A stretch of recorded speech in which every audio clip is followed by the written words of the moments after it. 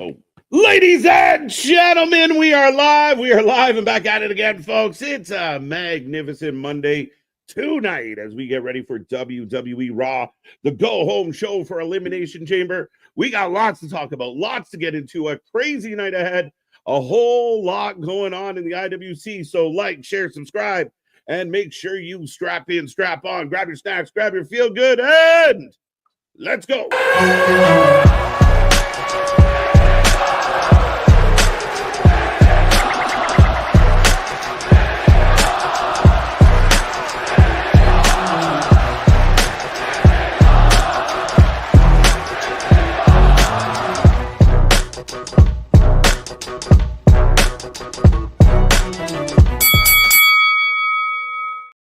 Ding, ding, ding. We are back and at it again, folks. It's a Monday night. We are the Wrestling for Life Network. It's going to be a fun one here on the channel tonight for the next 2+ hours. We got you live and loaded for all the action tonight. And again, crazy night ahead. We are going towards Elimination Chamber. We got lots to talk about, lots to get into. And again, the IWC keeps us, full of things to discuss. Even though we have denounced the IWC, we are the WFU, and we are united and ready to go. But I will remind everybody out there, I am Mr. Overnight KJ White, the Iron Man of YouTube. That is Mr. Big Nick. Ladies and gentlemen, boys and girls, children of all ages, the Wrestling for Life Network proudly brings to you its YouTube tag stream champions of the world, the Every Night Delight, KJ White. I'm Big Nick. And yes, my guy, tonight we got the go-home show for Elimination Chamber. We got the women's IC belt on the line, Lyra versus Dakota. We've got the women's tag belts on the line. Do you see the possibility of one Miss Jade Cargill showing up tonight? Apparently, allegedly, she's done training in the Proving Ground, the Performance Center. Yeah. Yeah, part of me doesn't wait till Chamber. Is there a moment at Chamber where her music hits and she comes out as an impact on the pay-per-view? That's got to be Jade. That's got to be right. Jade. She rips off the pod door. It rips off the pod. Bianca doesn't even get in there. She just goes to town. So, yeah, right. I mean, again, lots to talk about, possibility of Jade returning. I do think, tonight, tomorrow, right after Elimination Chamber, but it definitely feels like, I know some fans out there talk a lot about this women's division and how it's been, how it's looking, but we've been talking about this Naomi, Bianca, Jade storyline for quite a while. I'm excited to see her come back. I want to see where she's at. Hopefully being out didn't hinder her progress by any stretch, but yeah, man, I think Chamber. Okay. I'll circle back to how you think they do it at Chamber because I could see a way. I think we get it before Chamber, and that sows the seeds going into a bit of that match between, because I think still Naomi is going to be that one that turns heel, because you're going to get Jade versus Naomi WrestleMania, and you're going to get Bianca versus Rhea WrestleMania. I like it. I mean, I don't hate that at all, sir. The idea that, you look at the Chamber. I don't think Belair is going to win it, but she could. Very, very peculiar, interesting. It's each one is different for different reasons. I'm really looking forward to the idea of any one of, I think, 4 of them. I think 2 of them I don't care much for, but I think you got a lot of options in the women. Men, they're cooking, and any one of these 6 men can win. Maybe not that high on Priest right now for me, but any one of these men can win it. Right now, it's, I don't know. Cody's in the building tonight frowning.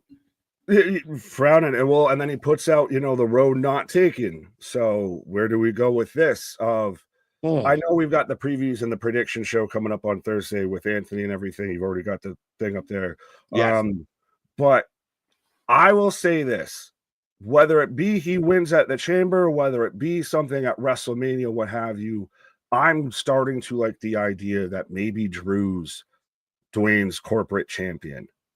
Oh, I like it. Drew's already got a lot of heel heat. Drew already knows how to be a real prickly guy. Drew's definitely a good option. Cody turns him down. Drew accepts. Okay. He costs, maybe say we do get Cody versus Cena at Mania, and then Drew runs interference, gets added into it because of Dwayne. Like, there's already, to me, it's just been a little bit of the little seeds that have been along the pathway of when Mhm. he re-signed with WWE. Dwayne gives him, the Claymore and everything as a gesture when he's re-signing everything like that. Right. When he splits his head Oh, open from okay. the Hell in a Cell, he's like, "There's only one person who called me." Everyone instantly looks at Dwayne. There's been interactions between both of them of, "Oh, I need this taken care of. Oh, you gotta take care of it." So it's very interesting. Again, we could make a case for literally anyone. I could almost make a case that Logan Paul could be Dwayne's corporate champion. Oh, I would happily make that case. I'd happily be able. I said that Logan Paul is going to be a WWE World Champion at some point along this road here.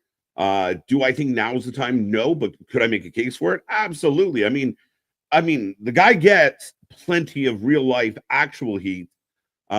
People hate to love him or love to hate him.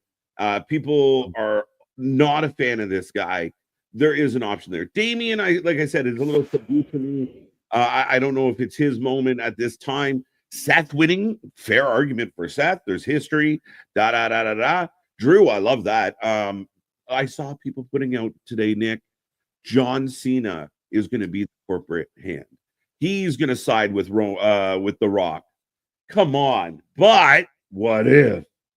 I mean, it could happen. It would be one of those. It's a very huge what if, because that's always been a sword of Damocles that hangs over John Cena his whole career a bit, of the guy who never turned heel. Hulk Hogan turned heel. Dwayne turned heel. Austin turned heel. Flair's turned Right. heel on and off like a fucking faucet.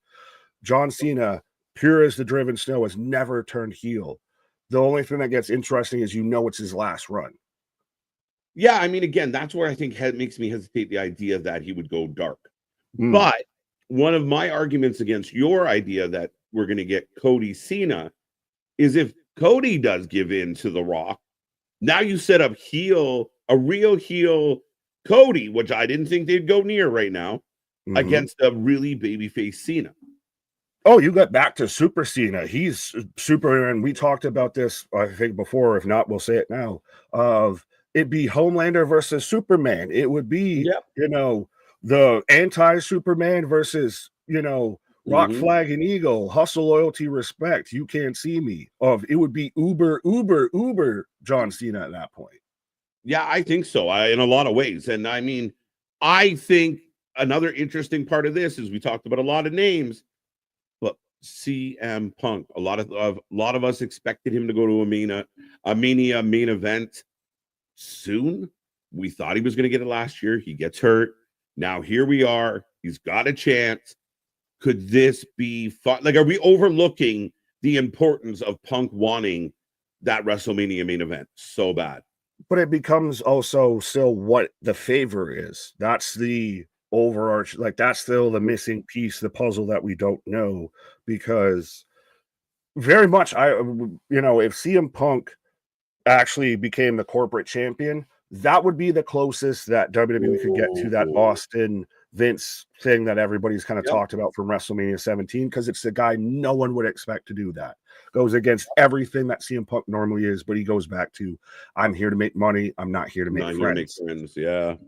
No, I mean, again, that's the exciting part of it. I mean, on the women's side of things, and again, we're going to talk more about this on Thursday, folks, and we will get to that chat momentarily. If you haven't said hello yet, make sure you do so. We are about 19 minutes away from the start of the show tonight. But yeah, man, I mean, the women's side's very interesting. Where does Jade fit into it?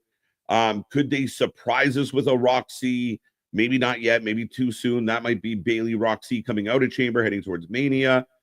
I like Alexa Bliss. And a lot of people, I wouldn't say a lot of people, but some people wonder if Liv is going to get her rematch. Then you really soured a lot of people, I think, with that one. All Mhm. due respect, 316. I know I saw your name in there. I saw you watching. But Mm. if we go back to the livery thing at this point, that's well run dry, pun intended. Um, I'm Alexa Bliss would be interesting. She's got the whole Wyatt Six thing kind of floating around, so we'll see. But yeah, did I freeze or did you freeze? Folks in the chat, I guess, let me know if I froze or if KJ froze, because I can't tell at this point.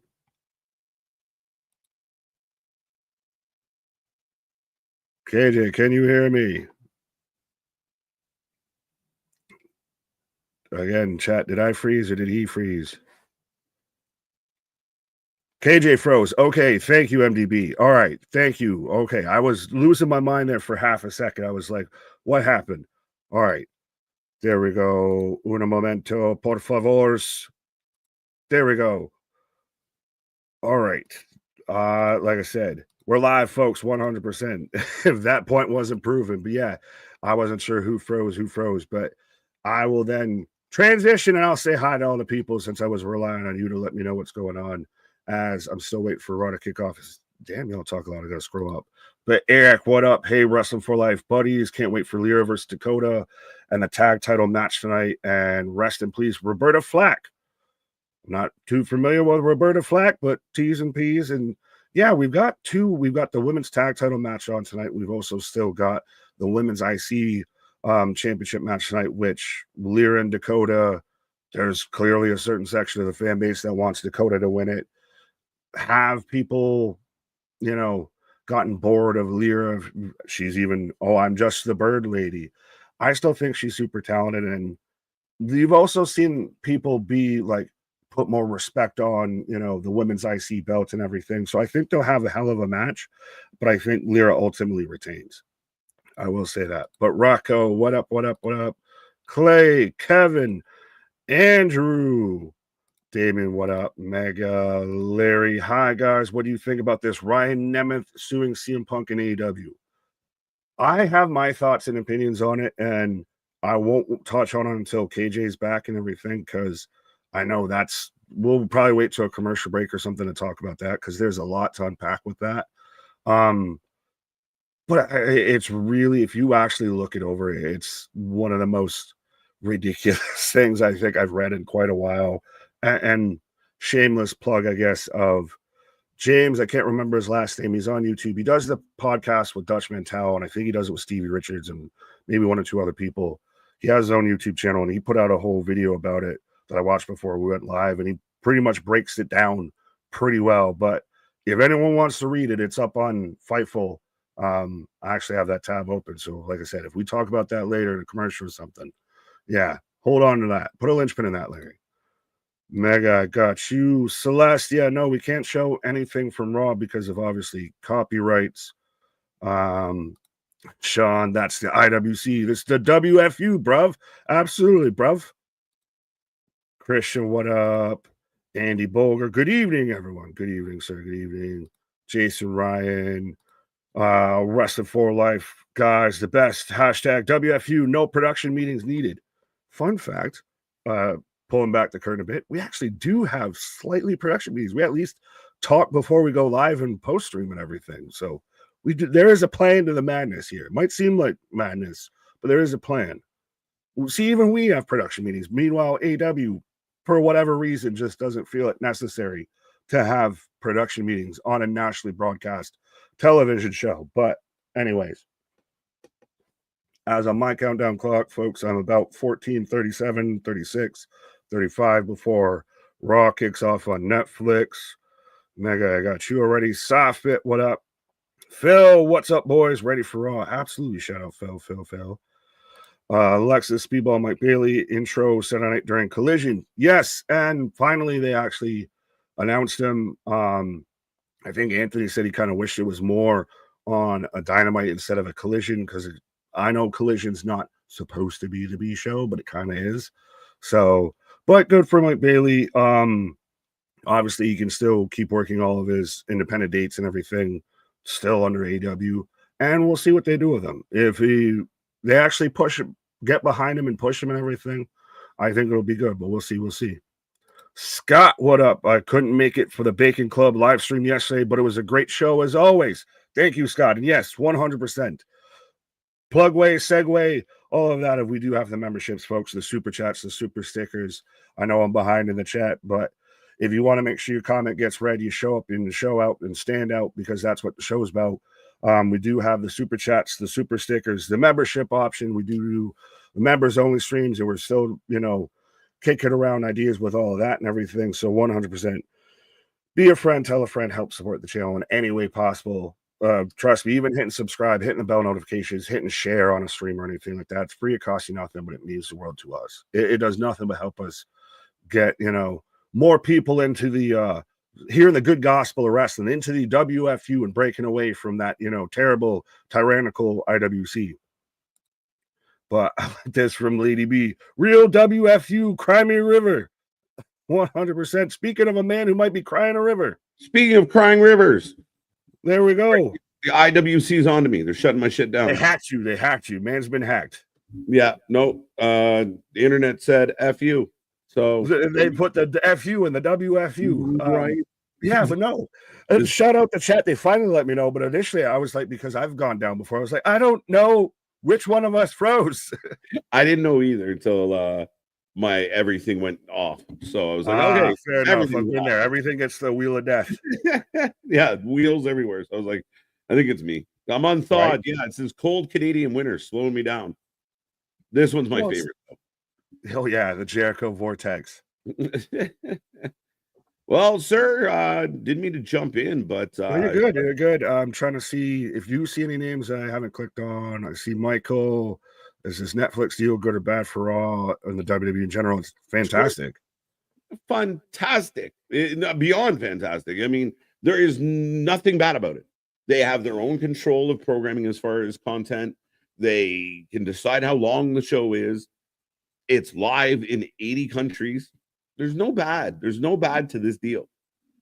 Yeah, and I find it funny how people try and just can very much nitpick and skew a narrative, because now everyone wants to talk about how many viewers Raw has lost since the debut on Netflix till now, but no one wants to mention how much their viewers spiked going into it, and since then everything, like, it's still at a clip already here, but because it's slowed from where it was here, but we can spin the narrative because they've lost X amount of viewers.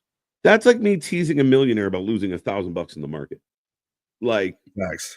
Right? He's like, dude, you're a zillionaire. Leave me alone. Right. AM Lion, hi, KJ Big Nick. Hello, everyone in the chat. Shout out, my guy. Let's go. Isaac, you be here on Saturday night. WWE Elimination Chamber. Absolutely, we will be here. Can't wait. It's going to be a fun one, folks. I believe we are live at 5 or 6. Live at. That's the preview, but. Oh, that's the preview. Yeah, we'll be here. Hold on, I can look real quick, but it's probably like 5:30 or something. But let me double check. I got it. But yeah, live at 6 p.m. There you go. Beat you to it. But yes, 100%. You might even be able to, once Cody turns heel, you might be audibly able to hear the boos from KJ's background. It's gonna be interesting. It's gonna be interesting, man. I don't believe he's turning heel. I think they're setting this up that he turns down The Rock. The Rock gets mad at Cody, and then maybe The Rock does turn to a Drew, or does he turn to a Roman? Where does he go with it? And where is Roman in all this?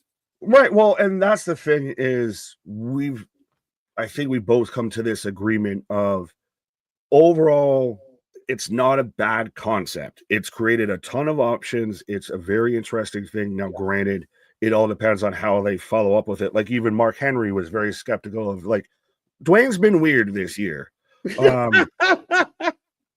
But if they follow up with this well, it can work out really well. But the execution was deplorable. Yeah, I mean, again, we talked a lot about it. And I know there's some people out there that are very protective of the WWE product. But not everything they do is perfect. There's been some balls dropped. But ultimately, I think that for better or for worse, everybody's talking about stuff. And I saw another content creator today or yesterday saying the same thing we've been saying of, it's February. People are mad about, like, you're going to gangbang on breakfast? Like, what are we doing? Gangbanging on breakfast, homie? Like, gangbanging on breakfast? Like, it's early, and now we are less than a week from Elimination Chamber, and that sets up the big run into Mania. But we got a longer extended run into Mania this year. I think that people need to be patient, because even though I didn't like what they did or how they did it, I'm really damn curious about, is it a Drew? Is it Cody? What will Cody say? Does Cody go back to black hair? You know, like when he first showed up in the Indies. It's Again, the same thing like with when he showed up at Bad Blood and everything a bit. It's still Dwayne. We talked about, or we did at least on the members only stream. Go and check it out, be a member, then you can watch it. About Dwayne being close to that Jarrett Hogan of kind of goes on his own little tangents and everything and never has a true follow-up. But every time though, still he shows up, there's an interest, there's a buzz, there's potential for it. It's all in how they follow up with it is going to make the biggest thing, I feel. yeah, I mean, the follow-up is going to be very important. You have to make it cool. You have to make it interesting. You have to make it something the fans want to see. I think someone's got to say to The Rock, listen, Dwayne, we know you're a megastar, bro, especially in your own head. We got to get you in and out in under 17 minutes. We got to get you in and out quick. We got to shorten this shit up. Like, you're going around, you know, you're going the long way around to get where you're going. And that's what he did on Friday. And that was part of the problem was it just ran on so long that when he got to the point, it was just like, oh, okay. Like we all felt like Cody at the end of that, just all confused and just all beside ourselves. We were the Mr. Krabs meme of he's just looking around, everything's a blur around him. Right. Yeah, and also, Dwayne, you're limited to 3 swear words. Yeah, 3 that's is your max. His way of trying to stay cool is I'm gonna cuss on TV. Kayfabe 401, good to see ya. Jerome, welcome back. MDB, we probably got you, but welcome. Jules, how you doing? How you doing? J-Boy, just in case.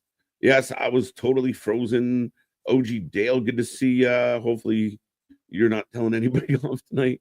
Paul, welcome back. Welcome back. Is anyone gonna thaw him? KJ, he had 2 minutes in the penalty box. He was out there dropping gloves, you know, right? Just like his hockey team. Right. When you hear oops from the other room, you know something bad's about to go down. Fair enough. Fair enough. Oops. Whoopsie. What'd you do? Break it down. Let's go. Let's go. As we are approximately just under 6 minutes from the start of Raw here tonight. Over 100 people with us. Be a friend, tell a friend. If everybody in this chat right now tells somebody, that put us up over 200 before we even get started and rolling, folks. So we appreciate it. The streams have been on fire. We got a busy week ahead. Like you see below, the preview show on Thursday. NXT tomorrow is stacked. So stacked, I stuck a TNA logo on the thumbnail because at this point, it is basically NXT at this point, my guy. I mean, there's more TNA superstars competing on that show than there is NXT. Are you excited for the return of the Hardys? Right. I feel like we've talked about this before, and I don't want to name names, and I can't remember names, but I feel like some people thought that, oh, they just jump right to the main roster. No, you work them in through TNA.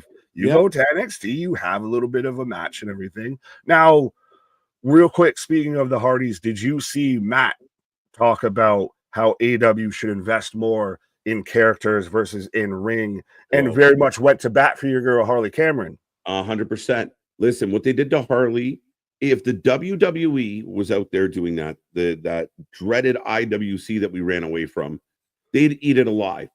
But Harley is over. Harley is over, and she got supplanted by Moo Moo. What the fuck are we doing? Not Moo Moo. Moo Moo is what Wendy Chu wears.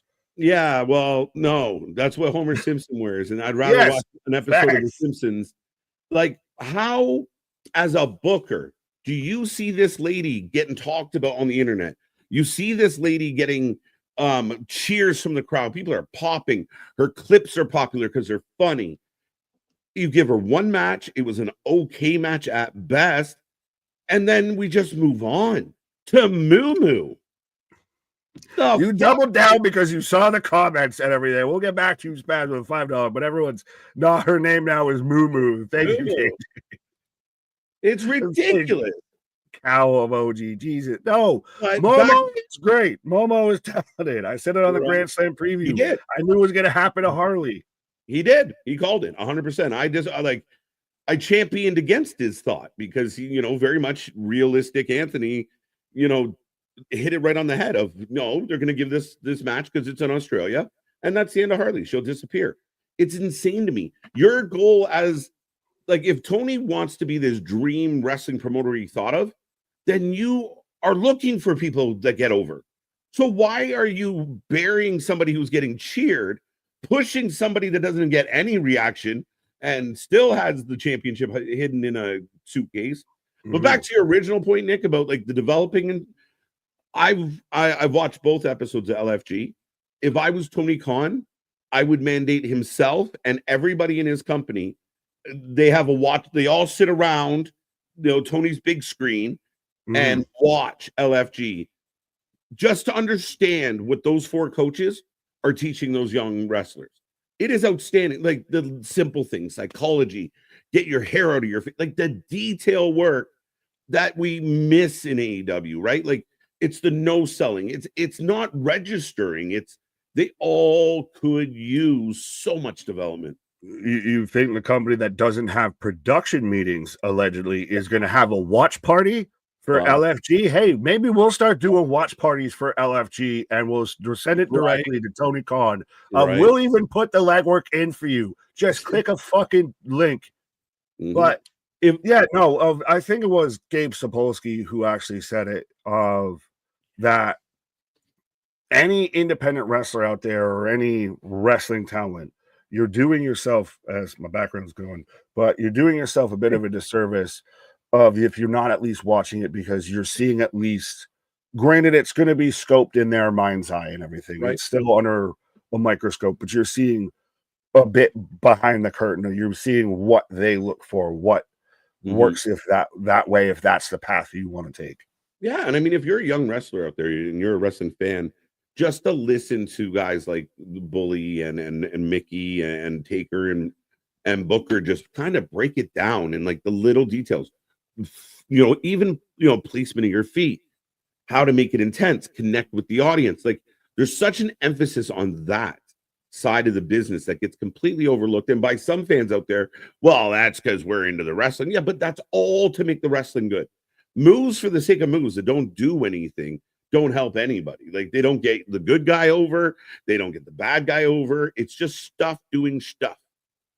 Yeah, it's chess. You move your shit to have a purpose behind it. If you're just making moves to make moves, your shit's going to get destroyed pretty fast. Right.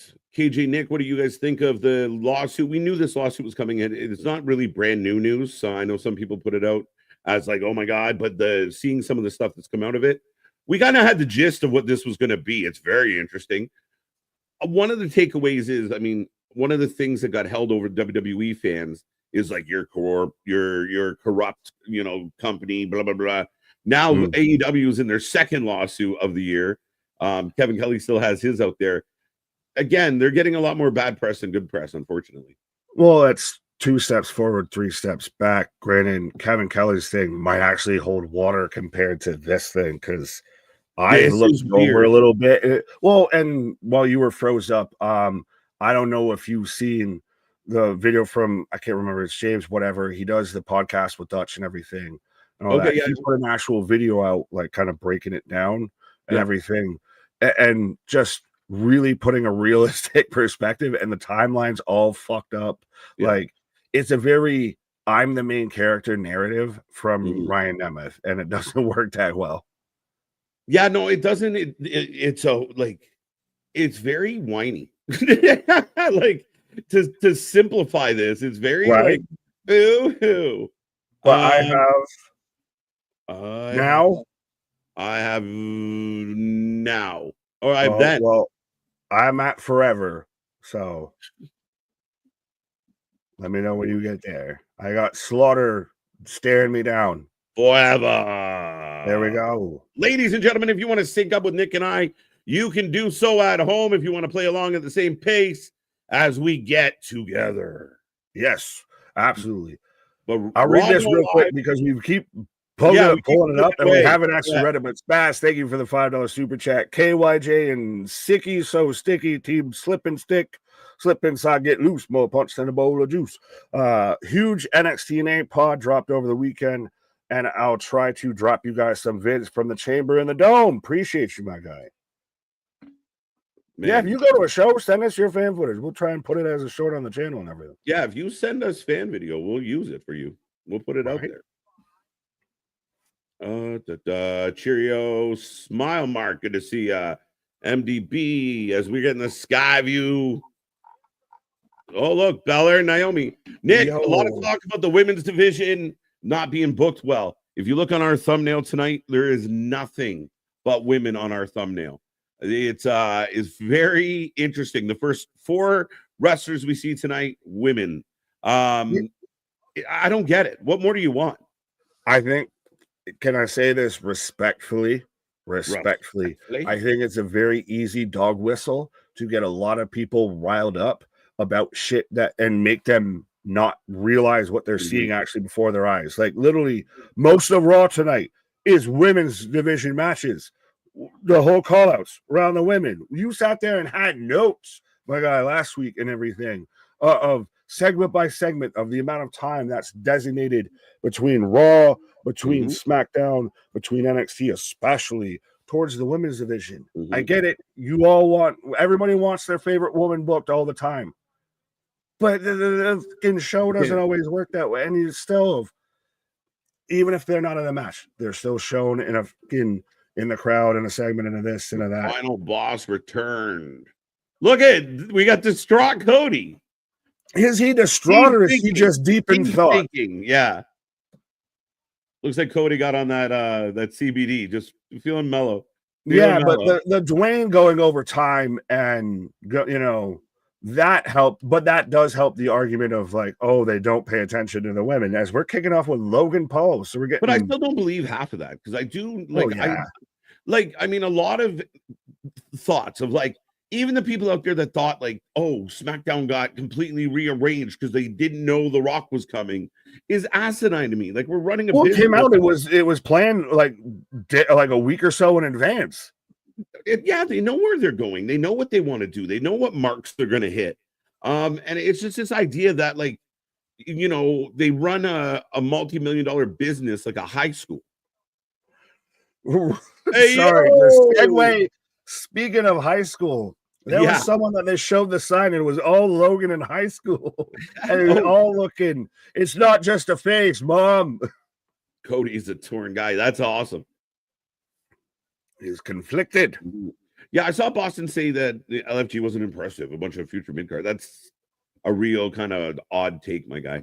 No, like I said, LFG seems great. I'm actually interested with Evolve a little bit. Well, did you see Ref Jess is actually wrestling? Yes. So a couple of people mentioned in the chat. As Logan Paul does have a mic. Oh, that's great. We can keep talking. AW is a joke. As you know, I too am from Ohio. Yeah. They murdered Jeff Jarrett, Keyshawn. I'd be mad if I were you. They murdered, not to sidetrack, but poor Jeff Jarrett. What was the point of even giving the speech if you were just going to get buried in the first month? But did he get buried or did he dig a grave? I think they buried him. I think you could have done so much with that. We said versus MJF was bad. Really, really fucking bad. Yeah, it hasn't been good. I mean, but we talked about him winning the Owen Classic. Like, again, what was the point of him going, this is my final run? Never mind. Well, they buried him. If you're going back to the Owen, they fucked that up. But now with him, he's just blech. Right. They booing the shit out of this guy. You've watched, I think it's either Ted or Ted 2, right? Yeah, both. You've seen the clip to where, it's all them in an apartment. They're all yelling out the window of, hey, how are you? Yeah. Oh, she's her enemy now. I feel like that's what this segment with Logan, Seth, Punk is all about. Right. I'm just like, hey, Q.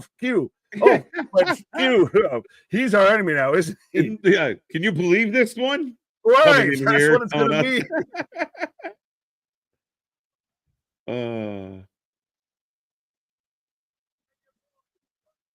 Yeah, boy. Yeah, Logan, how is going to Egypt? Go work it out for you. I didn't read the I've never been banned from a country I never visited before, just on my reputation. Just saying. I don't know what the full story is. I really didn't give it that much time or Right. thought. But here comes Punk.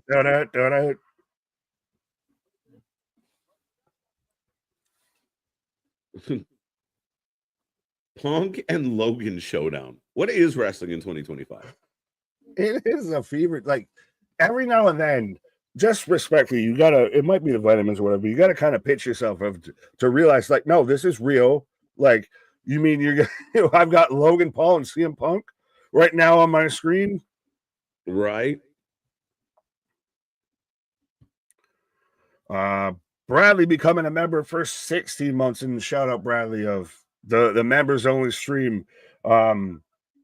Yesterday was actually pretty much because of Bradley and everything. Man's gifted about almost 80 memberships on the channel and everything. But boo Logan Paul still. EC stream this Saturday. Absolutely. Mm-hmm. Let's go.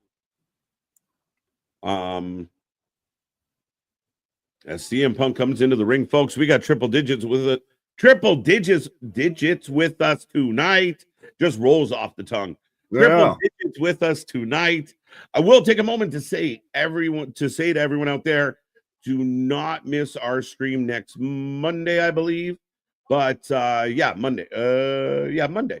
It will be the channel's 3rd birthday. So we are 3 years old as of Sunday, technically.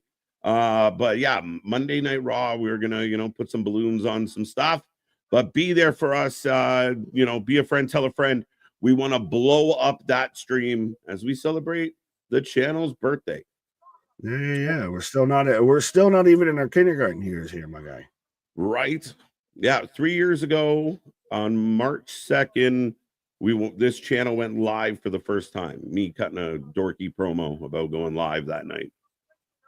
Hey, but there you go. But now see where it's gotten. Yeah, look where we are now. Is this where I do the Paul Rudd of, hey, look at us. Punk, see, yeah, Punk breaks out. How is Paul better on the mic than 90% of the AEW talent? Paul's underrated, and Paul doesn't get enough credit because we don't like him. Well, yeah, he's. That's the thing is most douchebags that rise to popularity are good shit talkers. Right? I think we elected one, but I digress. Ooh, are you jealous of me? Punk hasn't even got a word out yet. He just looks bewildered. Like, what? By the way, I almost want CTU fucking shirt. But... Why is Logan jacket 4 times bigger than him? Yeah. Hit the like button, folks. I know we're up over 100 likes already here tonight, but keep it coming. We're at 120. Yeah, do it. Listen to me. Right. What's up, Bash 8? How you doing? Laura's in the house. Right. Say what up. Bradley. Yeah, let's go. 3 years. It's the best thing going on today, everybody. Absolutely 100%. Often imitated, never replicated, never duplicated. We do what we do because other people can't do what we do. Right. So yeah, no, I'm looking forward to that. I mean, it's gonna be pretty cool. Hard to believe. Time flies, dude.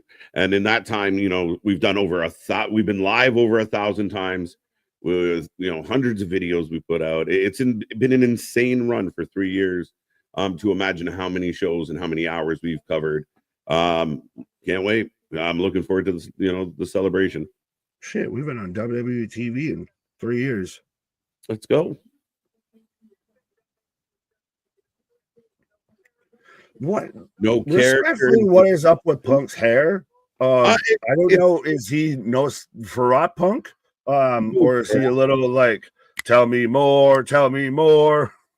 I think he's just covering up a bald spot. No, well, John Cena of, just let that shit fly.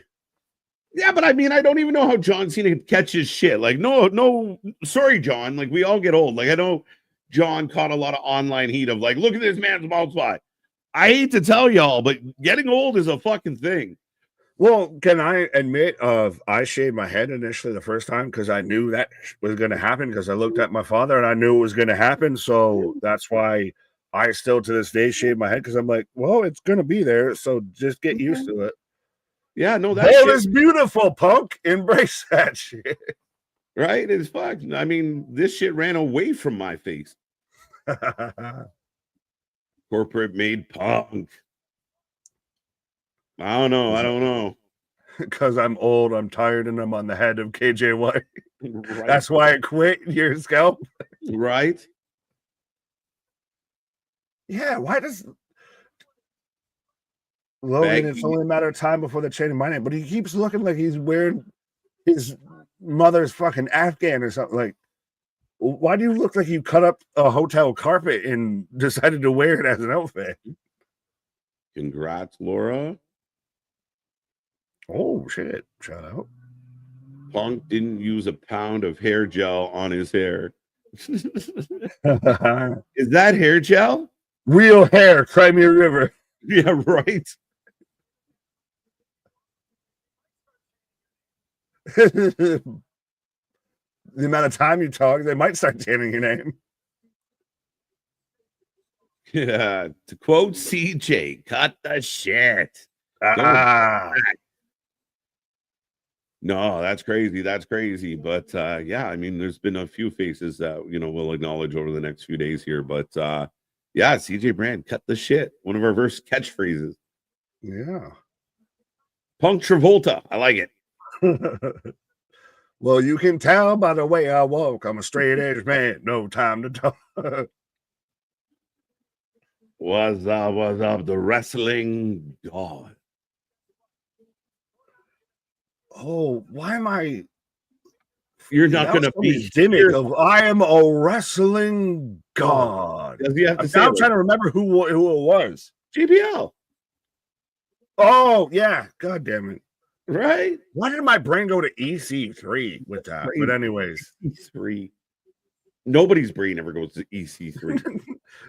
EC3's brain doesn't go to EC3. I want to face Cody Rhodes.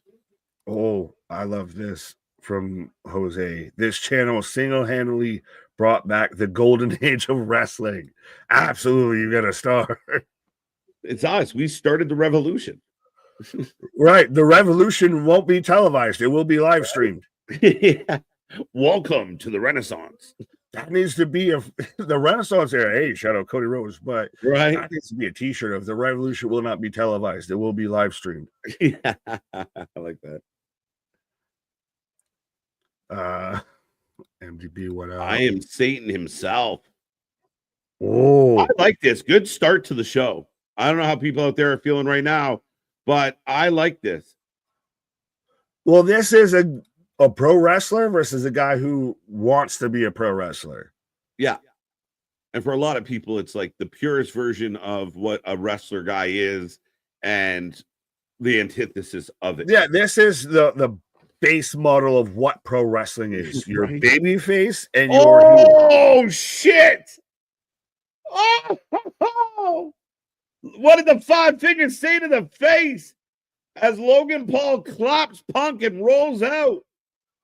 Now, judging based off his UFC career and Logan's boxing career, should that have not knocked out CM Punk? Yeah. Just a little chin check. Just a little chin check. Right. I don't know what came over me. That's good. I like it. You create this unnecessary, not this unnecessary. Oh, he's gonna go to you're not. I'm not locked in there with you. You're locked in there with me because it's not just a ring. You're locked in a cage. Yeah, and I mean, again, ultimately, I love the idea that they're building animosity. Like, there's no real animosity that exists between Punk and Logan. Now there is. Punk's got a little scrape. He got a little scratch on the chin. Oh.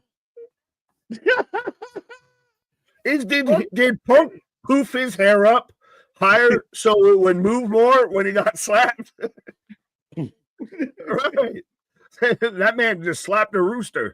Right. He slapped the blood into that boy. Right. But great Scott. We're not, traveling back. You got to get it this DeLorean up to 88 miles an hour, but shut up. Right. as we go back to Pete Dunne, Penta, and Ludwig from last week, we are going to get Penta, Pete Dunne, and Ludwig in a match this week. And how do you feel? Warm and fuzzy? What do you mean? Well, about the match and everything. Well, because I like the match. I think it's very much shows the depth of their mid-card division and everything, Yes. their mid division. I've seen some people be sourpusses about. Are you kidding? No, trust me, it's Twitter. They all hate everything at all times. They hate nice things. This is why we can't have nice things, because Twitter exists. But that people have said, let WWE know Penta can wrestle other people. Like, he can have other matches. Yeah, but again, I think what you've done is he came in, he had a couple good wins. Now you get him in something, not a major storyline, just a little side thing, just to keep him busy. And you've created a bit of an angle, a little bit of a story between these guys. So, and again, I think for fans like you and I, maybe I'm wrong, I don't want to speak on your behalf, but I like Pete Dunne. I think Ludwig's an absolute star in the making, and Penta's on fire. I'm a huge fan of Penta. So why not? I got no beef with this. Oh, no, I very much, like I said, I think it's great. I present, the IWC, and I guess I'm presenting before the courts of reasons why we've left the IWC. Which should be the wrestling court more? And you can let us know in the comments on the video, not during the live chat, after the video, of should it be the IWC versus the WFU, or should it be who's the corporate champion for Dwayne? That's not a bad one. I like the idea of putting the IWC on trial. Well, it somehow feels like the more that they do it, they come back just stronger. Like the more you kill it, the more it comes back stronger. Right. No, we're taking over. We're taking over. Did he bust Punk's lip? It looked like it. So, well, it's chin. It was the soul right patch, brother. Well, let's hope that Punk didn't go to the back and choke him out for it. Well, no, because Logan sue CM Punk, Phil Brooks. We vaguely talked about it. I said I wanted to talk about it in a commercial break. I think it was Dale who brought it up. So, see, I'm pulling the linchpin on this. Right. Of the lawsuit that's gone around and everything. Yes. How do you feel? I think it's, again, reading it's insane, because to me it sounds it feels like he's reaching in a lot of places. The fact that the lawsuit, kind of implicates Punk for not really doing much. And again, I think he kind of overlooks little things of, like, for no apparent reason, this guy, but leaving out the fact of, like, I publicly antagonized him prior to any of this happening.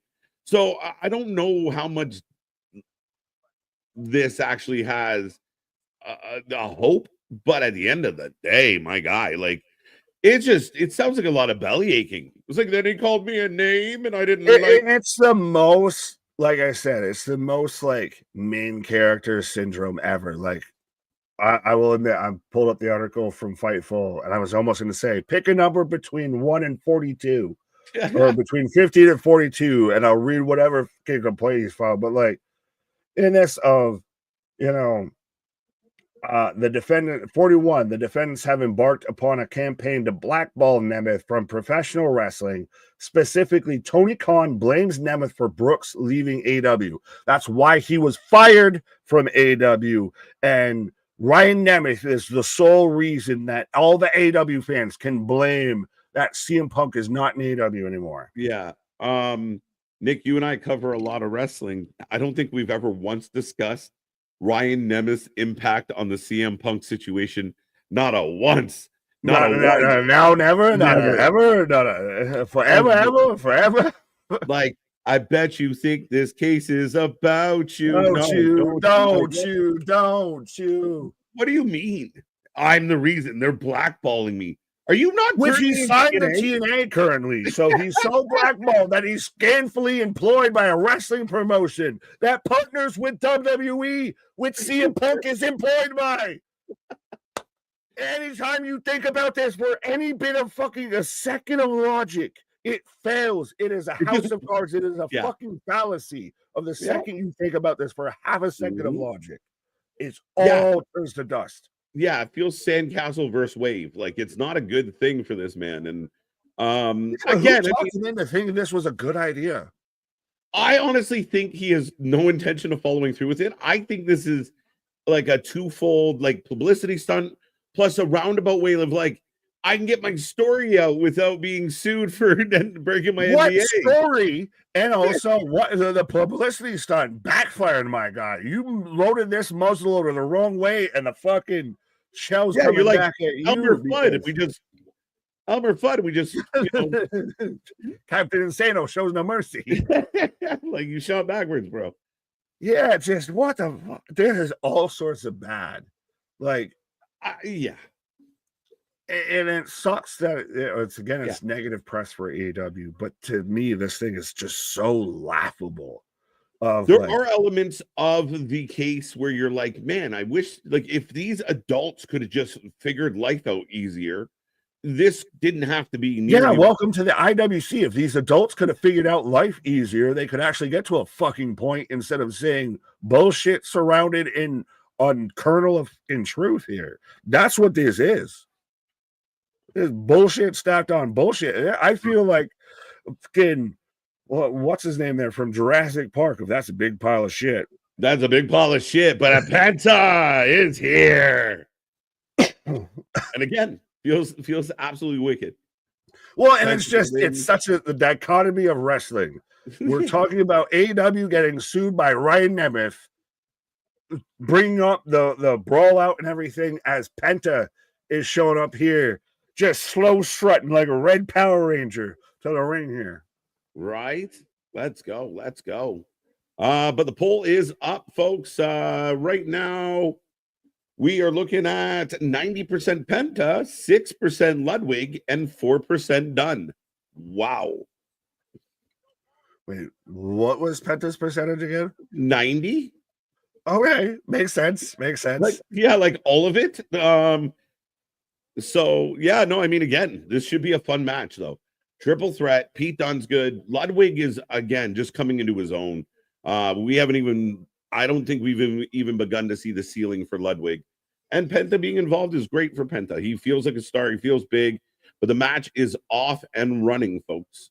This has the vibes of a division to where you're going to have a fantastic match, and you may know who's going to win, but in between those ropes, you're going to be entertained. It's going to be a hell of a match here. Like they're very much reestablishing their upper mid card division. Excuse me. Mm-hmm. Can we all agree that people in AEW didn't think Punk would rejoin WWE? I think really late in the process, though, Nick, when there started kind of being rumbles of maybe. Remember when Tony was a little reluctant, and then all of a sudden they worked out a deal with the lawyers, right? Of like, you sign an NDA and shut the fuck up, and we'll let you go. I think they were a little worried, but I don't think anybody anticipated that Survivor Series moment at all. Like we didn't. You mean the guy who showed up backstage and was hanging out with Bailey and everything like that? Like, I thought that should have been a fucking warning sign. And when he's openly talking about the fact that he had to find his own way to All In Wembley and everything, like, right? No, there was writings on the wall. People were just ignorant to it, I feel. Right. Jackie Ripper, even fellas, just in time for Penta. I got all my Penta merch in yesterday. Nice. I like it. Go get yourself some Wrestling for Life Network merch as well. Should we sell puppets before AEW sells puppets? Yeah, again, I think they'll never do it. I mean, and again, even if it was a doll that looked like the puppet, it would have worked. And it would have been good for Mercedes. It would have actually got Mercedes some merch movement. But nah. Again, the Harley thing's all but done, man. I get it. She came out on Collision this week and gave a heartfelt promo, but the promo means nothing because it doesn't lead to a rematch. Like she should have came out on Collision and said, I tried my damnedest. She found a way to beat me, but I'm not done. I'm not giving up. Da da da da. And it would have meant something because she wants a rematch. She just did it to do it. Yeah, well, it's the obligatory of you see it all the time in wrestling as Penta with a dive on the outside as I'm in commercial break. I know you have the extended DLC, so I don't know if you have anything else. But it's the obligatory, you were over, you had your title match. Now you say something, thank you, go on into that, great beyond sweet summer child. As Penta gets chopped out of the air and then step up enziguri to the back of the head by Ludwig. Penta tore his bicep 3 years ago and never got it fixed, as told by Penta on Sheamus's workout YouTube channel. There you go. Well, now he's going to be able to get it fixed. Yeah. Bicep born again. Right. The fans want KJ and Nick puppets. So just Statler and Waldorf. Can we just get sued for that? I don't know. The comment itself, everything feels weird about it. MDB. I don't know if I want, like, just picture MDB curled up with it, his Nick and KJ. I mean, if you need a Nick body pillow, we can make that work. Right. Wrestling buddies. Hey, bro, on a side tangent because we're a commercial. No, for facts, that was my, like, when you, like, if you're you're a creator wrestler in 2K24 and they're hitting moves on a dummy and everything, that was me out on the trampoline hitting Canadian destroyers and 5-star frog splashes and swanton bombs onto the Hulk Hogan wrestling buddy and everything. Absolutely, man. Big DDT by Dunn. Ludwig down. Penta on the outside somewhere. Funko Pops. We could probably make that happen nowadays. As somebody who actually has Funko Pops and has wrestling Funko Pops and has an autographed Funko Pop, actually. But yeah. Right. There you go. I'm all the way to the Wrestling for Life Funhouse. Jesus. MDB, if anything, I'm choosing an Anthony puppet.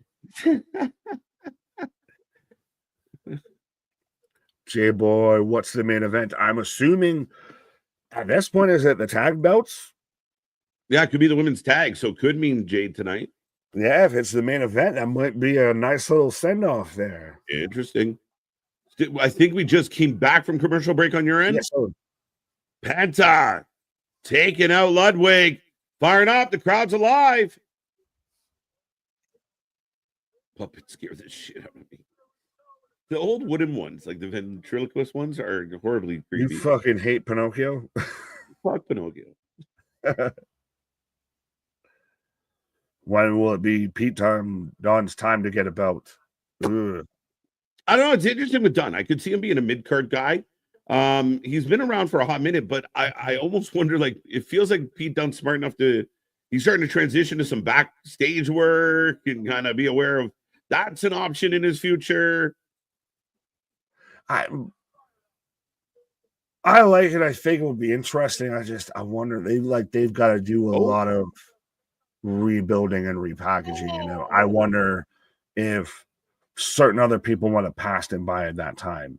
Right. Through no fault of his own, but just some people get more momentum when you thought you were. Right.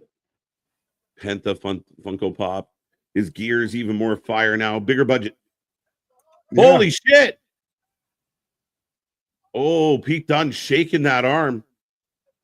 Pete Dunne didn't come down comfortably. But a Hurricane Rana. Yeah, but he might have just hit his funny bone. That was some, like, I hit my funny bone shit. Right. Pinocchio was she sits on my face and waits for my nose to grow. Penta. It's a lyric. Yeah, fair enough. Down goes Dunne. Penta on the outside of Dunne, but yeah, there's the Pinocchio. Oh, down on Ludwig. If Pinocchio says my nose will grow, is it a fact or is it a lie? Because if it does happen, that means he's lying. But if he's lying, then his nose won't grow. So that's the paradox. Love the way you lie. Oh, stop! Getting re on it. And I guess Miley, I came in like a wrecking ball with Pete Dunne. Are we just playing, karaoke wrestling move? Superplex power bomb, Penta up and over. Tell me though, Penta doesn't look like a red Power Ranger with his gonna tire right now. He looks like a badass Red Ranger. Ciro Mirdo. You imagine that when they're going to fight, when they're forming the fucking Megazords and Ciro Mirdo. Right? Friday kickoff. We will be here live. Oh, it's at 6:30. Countdown, 5 p.m. Chamber 7. We will be here live at 6 on Saturday. Post show on WWE Network. Right. I like the show. Spaz, $13.99. Yo. Look at 2-piece with fries. 2-piece with the soda on the side. With the soda on the side. With the soda on the side. Oh, Pete. Wow. Is that the down the alphabet version of the BBB, the PPP? Ludwig. Good match, folks. Right. Well, you're sipping your beverage, so I'll read Spaz's, 2-piece with the soda on the side. I'm saying, walk with me. Rock picks Logan as his guy. All right, I already want off this path. Due to celebrity heel connection. All right, so insufferable instead of implausible, improbable, or whatever the fucking implausible or whatever the fuck Logan shit is. But Canadian Destroyer. After he literally stepped off of Ludwig to hit it's Mexican Destroyer now. It's not a Canadian Destroyer, but those sidekick. Claims to have the best wrestling matches, and I don't know. Snaps the shoulder. Oh, sacrifice. Punk wins Chamber. Rock makes Punk defend. Hooked up for the win, Nick. Oh, Ludwig back in. Or are they going to go to where, dumps out Kaiser? Kaiser going to get the dub. Yeah. 1, 2, 3. Wow. Who had that? What percentage had that? 4, I think. 4. Let's double check. How did the chat feel about that option? And then we can get back to Spaz. There you go. But the percentage was 5. 5% of the chat thought Ludwig was going to pull this off. All right. So if I see we're at almost 100. So if I see more than 5 people say they picked Ludwig, you're full of shit. Right. As Ludwig dumps Penta, hooks up the altered Sister Abigail. I don't know what he calls it.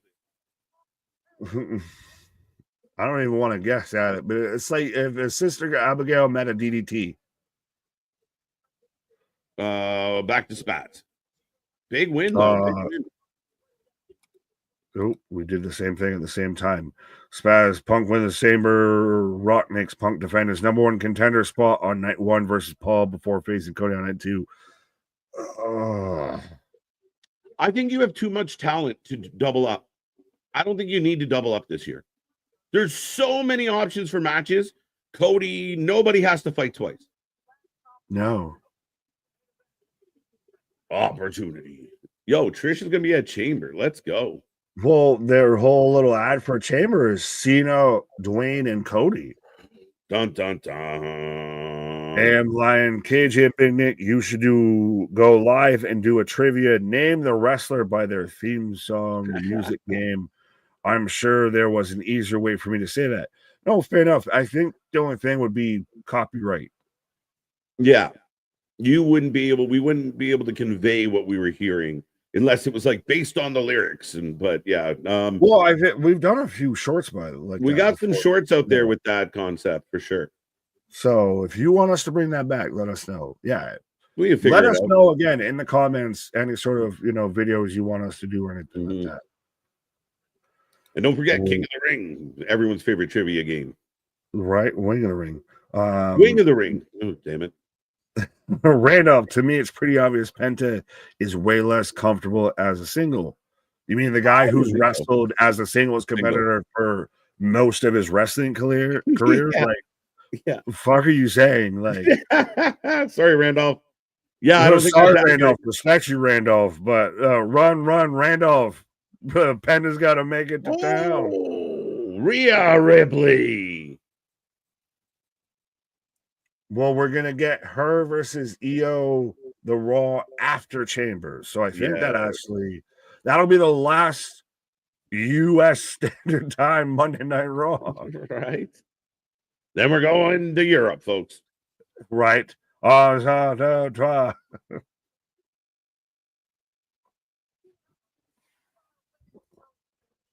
you go. There we go. We don't technically know. Wing of the Ring should be weekly. We all won't feel bad for your toilet. Ouch. There's a reason why Yeah, it's but our not doctor's weekly. bills might feel bad about that and everything. You ever heard of ulcers and shit, my guy? Yeah. My esophagus. Anthony's teeth were sweating the first time. That's a medical condition they don't even know about.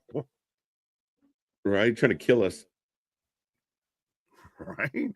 Especially when we upped it already. Mm-hmm. Boston seeing TNA Weekly. We're starting to pick it up. We'll see. It all depends on the fans, my guy. You guys control the programming to a large degree around here. Facts. Artist, what up? Polo, what up? Well, I'll be damned. Boston or Bradley Pye.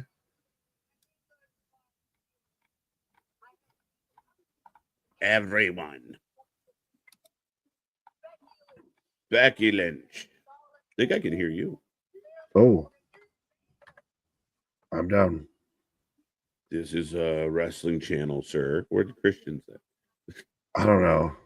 Oh, I want to see you guys make smooth. Okay. There's a bunch of jokes in there somewhere. Yeah, no, you can have that one.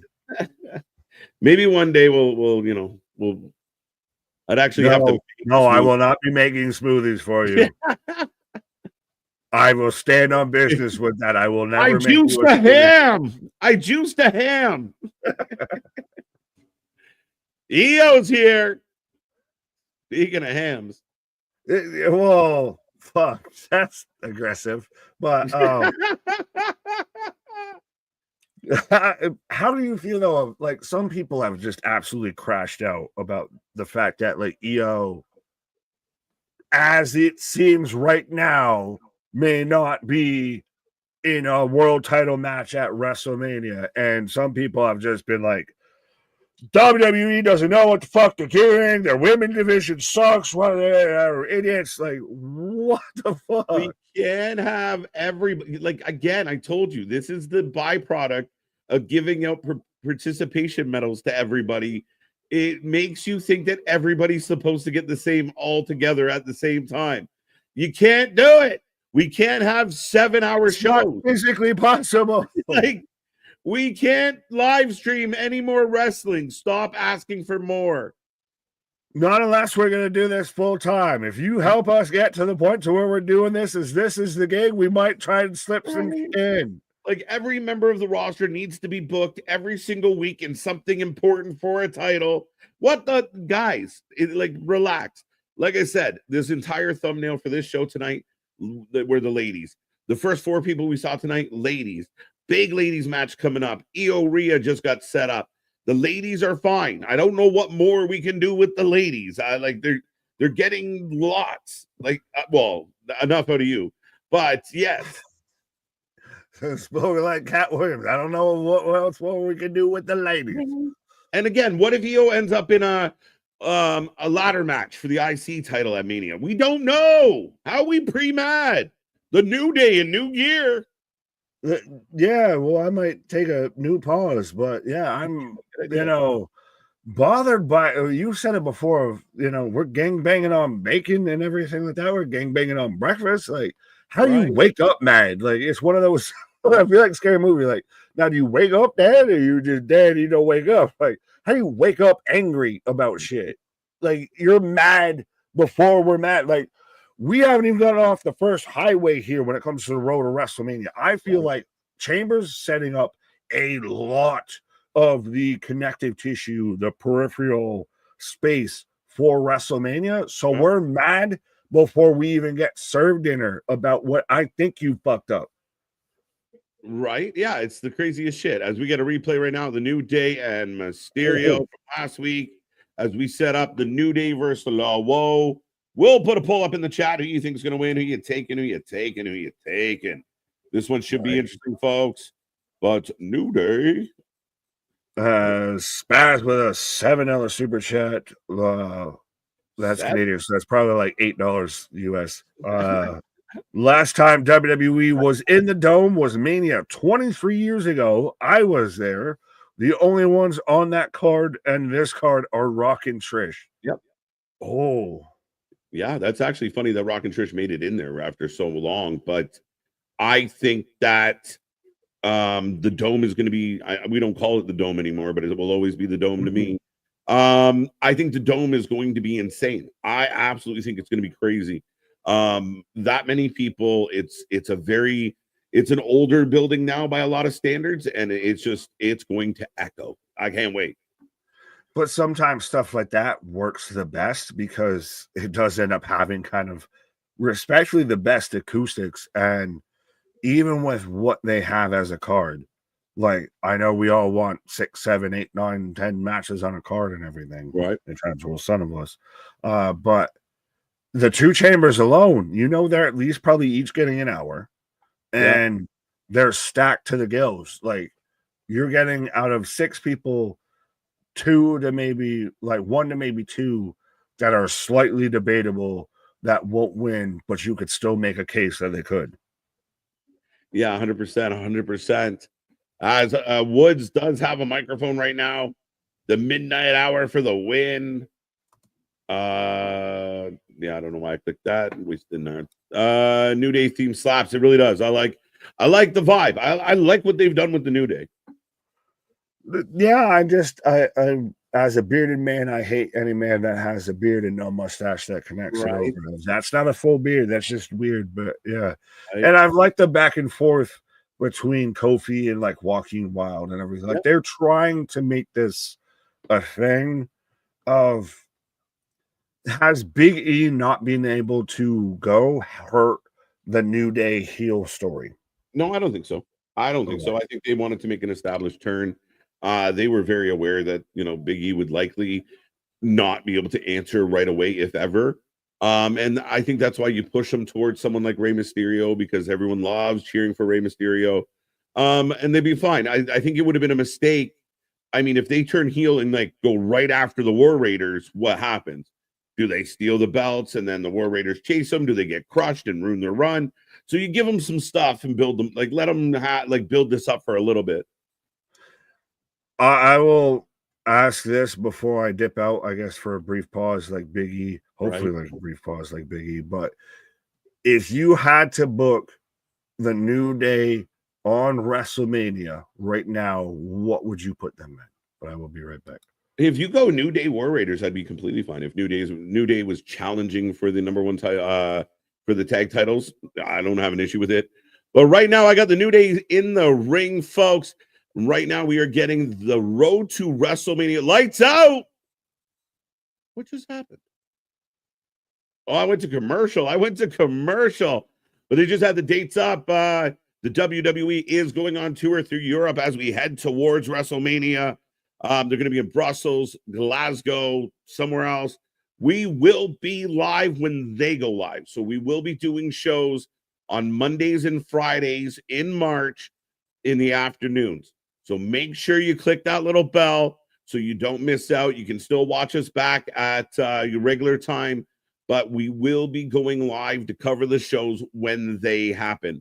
So stay tuned for that. March is a crazy month as we head in towards WrestleMania, not to mention Revolution, Elimination Chamber.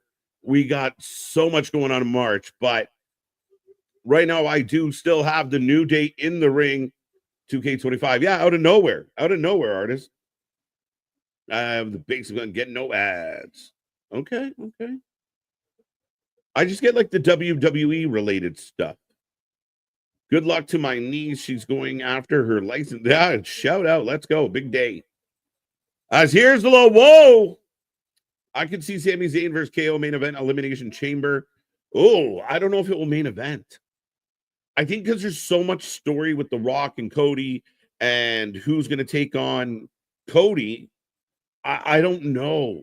I could see it, Damian, but I don't think it's heavy enough. I like it. Probably the last match prior to the men's Elimination Chamber, if I'm guessing. New Day and the Street Profits being champs at the same time would shut up a lot of those Triple H detractors, if you catch my drift, in a big way. And people overlook some of the other situations that would also contradict that. But when you're trying to craft your own narrative, that's what happens. And so for those out there, if you know, you know. If not, well, probably better for you. New Day for the win. What does the poll say? 63% for the New Day. Low 27. Nobody getting a 9 here on this one. So not bad, not bad. But the New Day, the favorites, I do think they kind of need a win here. Lunch with the boys. Yeah. Lunch. It might be Linner. One of the two, just midday. It's going to be fun. Again, it will be very interesting how we progress through March. A lot of people were very surprised that they're going through Europe on the way to Mania. But hey, there you go. So part of this build for, I believe, 3 Raws, 3 SmackDowns will be overseas, and they will be going live on Netflix in the afternoon. Got New Day for the win. Kofi Kingston cut an unbelievable promo on Twitter the other night. Yep. They're using social media really well. A lot of the wrestlers are. Drew's done it. Kevin Owens has done it. Punk has done it. Big kick. Woods up on that top turnbuckle. Tonight we have Braun Breaker versus Dom. I did not know we had that. Thank you. $2 super chat from Mr. Noob. Thank you so much. Do you guys only read super chats from Spaz? Not true at all. We read all of them. That's your guaranteed way to be read. If we missed one, I do apologize. I do see stories from every dirt sheet citing unnamed sources from the women's division regarding WWE, but no one story on the Thunder Rosa buried seems sketchy. Noob, I'm sorry I missed this one. I've been advocating hard against this. This is one of the reasons I quit the IWC. None of these pages have sponsors. None of these pages have sources of any kind. It blows my mind. And you got people out there that are supposed to be respectable that only quote other people who are also full of shit. Nobody is talking to actual sources. People reporting shit about like contracts and stuff, they have no clue. They're guessing. A lot of times they report what they see as an online narrative that's already happening in front of them. So the online fans start saying, hey, I think Becky might leave the company. Next thing, here comes a clickbait storyline. It's bullshit. A lot of it's bullshit. As I pointed out, and I broke it down, and I still have the notes. Monday and Friday last week, the women were all over it. The women have been present. The women have gotten key spots. I don't know what people want outside of an all-women show. And is that even fair? Do you want to segregate them to their own special show? Or do you want them as part of this show? I don't know. But at the end of the day, there's been, the other company, and I don't like pitting them together, but in this case where people won't shut up, you look at the situation where the women are getting 8 to 10 minute matches, 1 match a week. Again, somewhat featured, somewhat not. You have someone like Harley. Like, imagine Harley was in the WWE women's division getting over, and then they buried her. People would eat them alive. So again, it's a bit of this double standard. It's a little talking out of both sides of your mouth. It's a little ridiculous at the end of the day. For my money, I think there's a lot of presence. NXT's loaded with it. But yeah, it's dumb. Nobody has a source. And again, if you interviewed somebody like a Natalia and said, how do how's your booking? Oh, I'm a little frustrated that I'm not wrestling more. But it's Natalia. Like, I'm not picking on her. But a lesser used talent could be frustrated because of all the talent that is there. Look what they're doing with Roxy right now. Roxy feels cool. Roxy feels important. So you gotta, again, it's this spoiled brat, Veruca Salt approach to wrestling fandom. And again, I will repeat, we left the IWC. We are no longer associating with the IWC. We are the WFU from moving forward. But Lawo is in control. Speaking of acronyms, Kofi gets rolled back in the ring. Kofi's old Jamaican theme song went. It did. Oh wait, Wood's distracting Kofi. Oh, setting it up. The midnight hour. Lights out. What do you think Dom should win first? If anything, a mid-card. Damian Hayter, tag teams, IWC, Google. Look it up. Dom shouldn't be a single win a single title ever. I don't know about that. And again, the man's still super young. I love a good KJ tangent when he's spitting facts. Thank you, MDB. Thank you. So right now we are getting a drone shot as the New Day get the win. I like it. To me, it was a much-needed win. Now, do they take on Ray and Dragon Lee? We'll find out as they stomp Lawo. KG, do you think WWE would be interested in Thunder Rosa if she was available? I don't know. And I'll tell you why in a second as Ray, or is that Dragon Lee? Dragon Lee!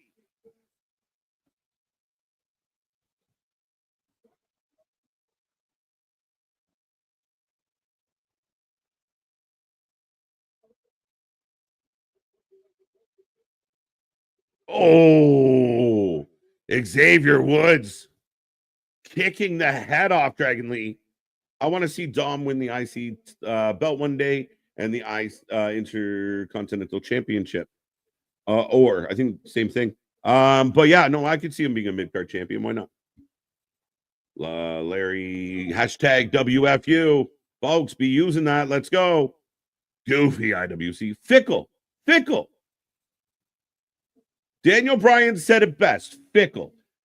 They never like what you give them, even if they ask for it. There's certain people that have to go back and delete tweets from previous days because one day, The Rock is going to save WrestleMania. The next day, The Rock's rooting WrestleMania. Like, again, you can't please the masses, and we can't forget the internet audience out there. The IWC makes up a tiny percentage of the overall fan base.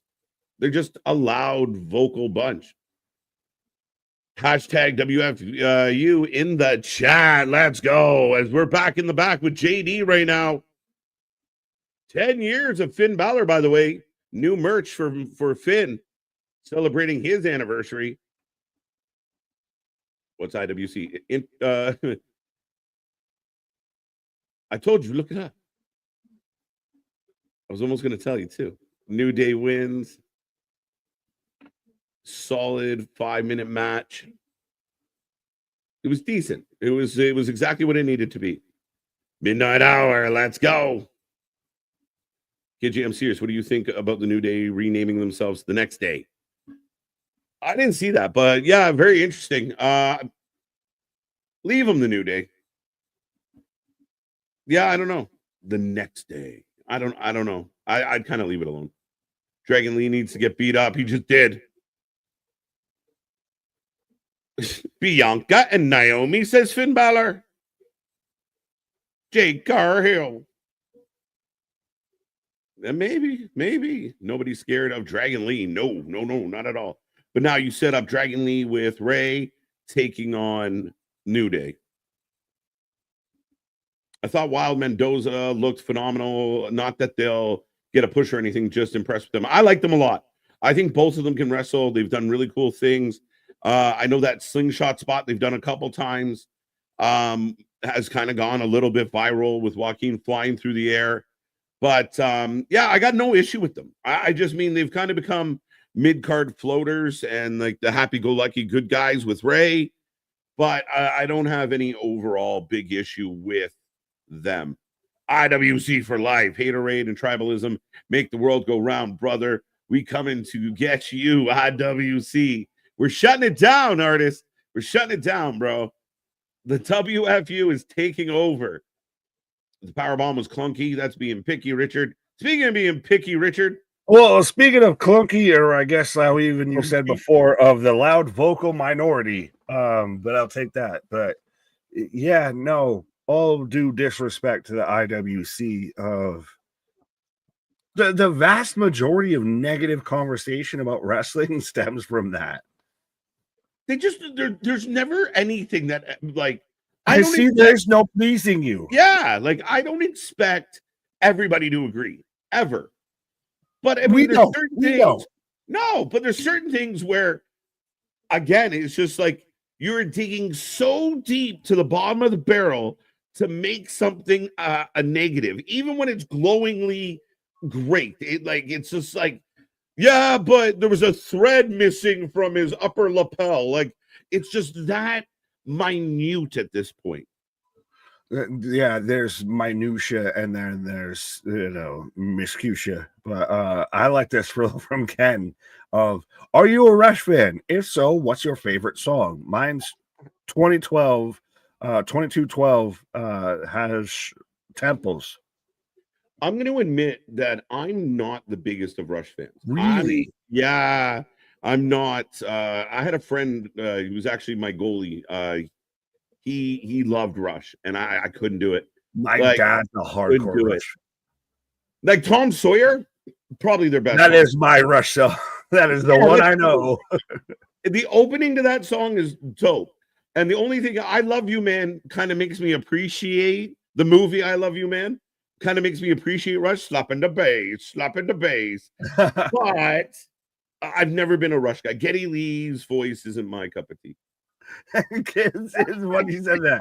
I mean, KJ doesn't like to slap at the bass. Great mind. We go to like Iron Claw when they have, when they use Tom Sawyer. I was playing that for like a week straight. The opening riff to that song is so it's just such a unique sound, and hey, that's what we are, a unique sound, right? As I do have AJ Styles with Kathy Kelly in the back. I have a commercial. Is you not liking Rush the like equivalent or similar to me saying I prefer Creed over Pearl Jam? Maybe in a little bit. Like people expect me to be a Rush fan. The other one is Tragically Hip. Again, a great, huge Canadian band. But I kind of like them. I get shit from my friends all the time of like, what do you mean, man? But I kind of like them. So, well, is it a thing of like you gotta like them because they're Canadian? Like, are you a big Sum 41 fan? I like Sum 41 better than the other two bands that I. That might be a clip of you like Sum 41 better than the Tragically Hip or Rush. Yeah. Let's go. As Logan Paul talking to AJ. You know what? Knows it all. Whoa. AJ. Oh. Wow. Logan Paul talking down to AJ Styles. Like, I'm glad to see you haven't. I'm gonna let you read that one. I wasn't sure where it was going. It stopped me in my mid-sentence. I was like, oh, I didn't mean to, but yeah. Have a unique sound and definitely won't. Shout out to Wheeze. Wheeze. Let me clear my throat. Like this. Symptoms clearing. Shout out Chief Wiggins. Now, like, respectfully, keep it a buck of as much as we try and pump y'all, we try and pump ourselves. Asthma clearing, breathing improved. I'm just happy I came up with a let me clear my throat. But yeah. Fat Lip was a great album, absolutely. Oh, 100. That was, yeah, they were up there of my like alt punk bands and everything like that. Well, even rock, it's what we're all about, it's what we live for. That's when that like all that like American Pie soundtrack type shit popped off. Like Jimmy Eat World got famous, and is it what those kind of music, Sum 41. Oh, trust me, I get big brownie points because my wife's a huge My Chemical Romance fan. I got her their first 3 albums on vinyl and everything, and they all they have the different colorways on the vinyls. Yeah. Okay. I'm very much live in a household that is worth the game. My wifey took me into the To the city city. to see the Bro, all you Gothic have to do is hit band. one piano note and you can trigger a whole generation. Oh yeah. I bet now KG is gonna say he doesn't like the rapper Snow. I don't even know if you can call Snow a rapper. But Snow only had 2 songs. Informer. Yeah, and the Plum song. That was the 2. I Yeah, haven't he's heard got that a one, but yeah, speaking exactly. of, well, we Adam got Pac-Man Pac-Man Jones. Jones. KG Nick, are you guys still a fan of Avril? I love some Avril back when. She was a skater boy. She said, "See you later, boy." Tom Green. I hate Tom Green. You I'm so hate bad at being Canadian. Canadian. Yo, I he suck. Tom Green, Rush. If it's Canadian, I don't want none of it. Adam Jones. Yeah, I don't know. Sorry, Green. I don't like him. I don't like Daddy, him. would you like some sausage? Another guy who was a rapper at one point. Daddy, would you like some sausage? Do you like what's his name there? Lovejoy of, I'm just a regular, everyday, normal guy. Maybe. Look, there you go. Daddy, would you like some sausage? Gunther in the ring, by the way. Again, maybe I'm a bad Canadian. Tom Green's just all over the place for me. He's not funny. He's like Carrot Top. Facts. Both in the Trailer Park movie, by the way. Both in the Swearnet Trailer Park movie. If you haven't seen it, go check it out, folks. Do you have a favorite? I hate to say this as we've got Gunther cut promo. Do you have a favorite Trailer Park Boy or a favorite character or anything? I don't know if I have a favorite. I mean, Ricky's fucking hilarious. Bubbles is Bubbles. I don't. Bubbles is the go-to. Julie and I relate to a lot. Julian, yeah, you'd be Julian. I'd be Ricky. Like, it's gonna work this time. Fuck's sake. Fucking told you so. Fucking told you so. The Rickyisms are the best. Like, those are biblical quotes of my mating name. Yeah. No, the worst case Ontario. Right. What comes around is all around. We get 2 birds stoned at once. Trust me, I hit that. Well, I hit my wife with that earlier this morning. Right. How do you feel about Pam Anderson, a Canadian gem? Oh, she's getting all my love. Tornado Alley, Oklahoma.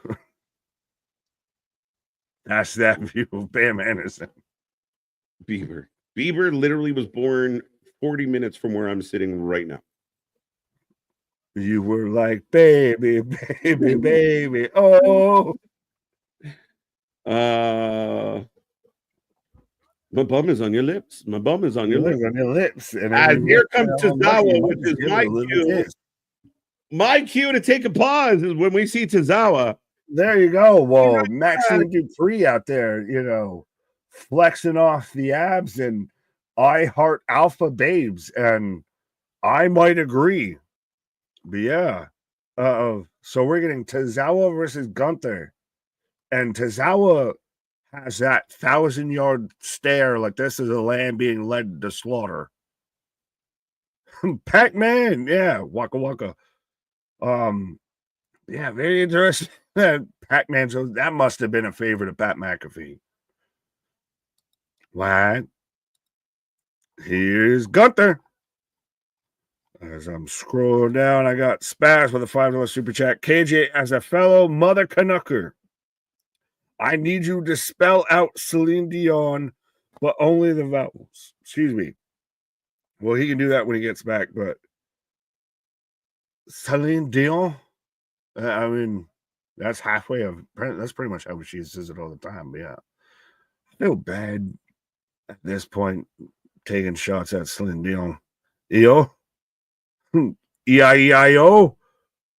There was a former Titanic singer, and Celine was her name. Oh, E-I-E-I-O. Drake #1. Has this just become of America gets its vengeance back on Canada after the fucking 4 Nations came here? Why? Yeah. It was like, from Canada night. Tozawa for the win. Artisan, MDB, see your Drake and raise you one Kendrick. Well, artist, I'm gonna let you know. MDB, I done knows it is very much a Drake guy and everything, but yeah, I still think Drake and Kendrick, despite however you want to fall on the battle lines, has been one of the better things for hip hop as a whole because it's brought an attention to it of, tearing down the street, as we're underway with Tozawa going at Gunther after Gunther was just baiting him of like, see, you ain't gonna do nothing. As Tozawa in control, just firing away. Folks, let me know who you're taking. But Drake versus Kendrick, a big ass boot. That's got to end it. But Drake versus Kendrick, Joe Schmo, Joe Blow, who's never listened to hip hop, at least knows of it. And, despite their terrible opinion, they watched it. They might still be banging, TV off or, squabble up, what have you, while they're trying to act like they, don't like it. But yeah, Gunther for the win, Gunther for the win, Tozawa for the win, says C Money. Gotta love KJ chiming in from the great beyond. Absolutely. He's the ghost of wrestling past, present, and future. This is what I'm talking about. This is an old school type match right here. No bullshit. This brings back memories of the Big Hill beating up the small guy, Razor Ramon versus 1-2-3 Kid. If you're about to compare Tozawa versus Gunther to arguably the most surprising upset in WWE history, I mean, I get how you got on that pathway. I just wish you would have stepped off further down earlier down the road. But I get you, my guy. I don't think it's anywhere near there, but I see how you got there. JV, holy moly, mother of all, is that the holy man's jaw? What the hell? Oh, is that man's jaw the eighth row? Fair enough. I got you. Larry, Nick, this is going to be similar to JBL versus Hornswoggle. Oh, well, I mean, literally, Hornswoggle couldn't do anything physically, stature-wise, but yeah. Christian, Nick, how do you like the idea of Bam Bam Bigelow going to the WWE Hall of Fame? I think it would be phenomenal. I mean, there's been talks about Haku, Bam Bam, obviously Demolition. They've signed the Legends deal. Gunther hits the powerbomb. Had a clear, easy 3 count and picks Tozawa up. So I must break you. As now he locks in the draping Kata Hajime, the coquina clutch, as Tozawa is out. And that is just an impressive sight because you don't see it. Normally people will hit that and they'll body roll. They'll like gator roll with it and everything to really cinch it in. Gunther just uses his height after he already should have won the match and just drapes the man, is now doing it again. As Otis comes in to break it up. Otis versus Gunther. I mean, it would be interesting because Otis is a guy that can match power for power a bit with Gunther as Gunther goes running off. Interessante, but yes, so Gunther gets the win over Tozawa as slides back in. Coquina clutch to cut the Hajime on Otis. Now, how can you choke out a man with no neck? Are you just cutting off the gullet? Oh, Jey Uso! Did anyone else see that 2K switched the Jey Uso entrance from coming down the ramp, as he is right now, to coming out in the crowd? Gunther sliding out does big for Jey Uso because it makes him look fucking valid. That's a minor thing that a lot of people won't notice, but it's Gunther recognizing him as a threat, in that if he was really about the whole, well, what, I have nothing to gain from you, there's nothing, I'm gonna beat you, da da da da. As Jay's even saying, come on, get back in the ring, go ahead, act like your own, say it with your chest. But Gunther sliding out, granted, it is the smart move because he's outnumbered, but doing it when Jay slides in, it is a smart underlying move. Yeah, Jay winning IWC has spoken. You mean the WFU? And Cole's still out of rhythm here. Now he's getting it. AR1, here I go. Again on my road. This is how a heel gets legit heat. Yeah. I can imagine Gunther hitting Otis like a pack of chicken. Christian, at times I seriously wonder if what you're saying is what you're saying, or if just the vitamins and everything are enhancing what you are saying. But either way, I appreciate you. JV saying, MDB, I don't know if you peeped that Otis was munching on Gunther's arm. All right. You can have that. I was more of a question how you choke out a man with no neck. But we've got Michael Cole on Impulsive. When in your mind's eye, ever in the history, would you think that you'd see Michael Cole still as a WWE talent, announcer, commentator, what have you, on a podcast on YouTube? Like, this is the guy that's known for being, pretty much the straw man for McMahon, and now has found his whole entire groove of has he become JR of a generation? And I know that might sound like sacrilege to a core chunk of fan base and everything, but there is a large section, as we got University of Cincinnati Bearcats right behind them, but there's been a large chunk and a large section that has grown up with Michael Cole as, they're highlighting Cole might have been wearing a shirt a little too tight. That's why, you got to get that free flowing. And that's why you need to go and grab your merch from the Wrestling for Life Network merch store and everything.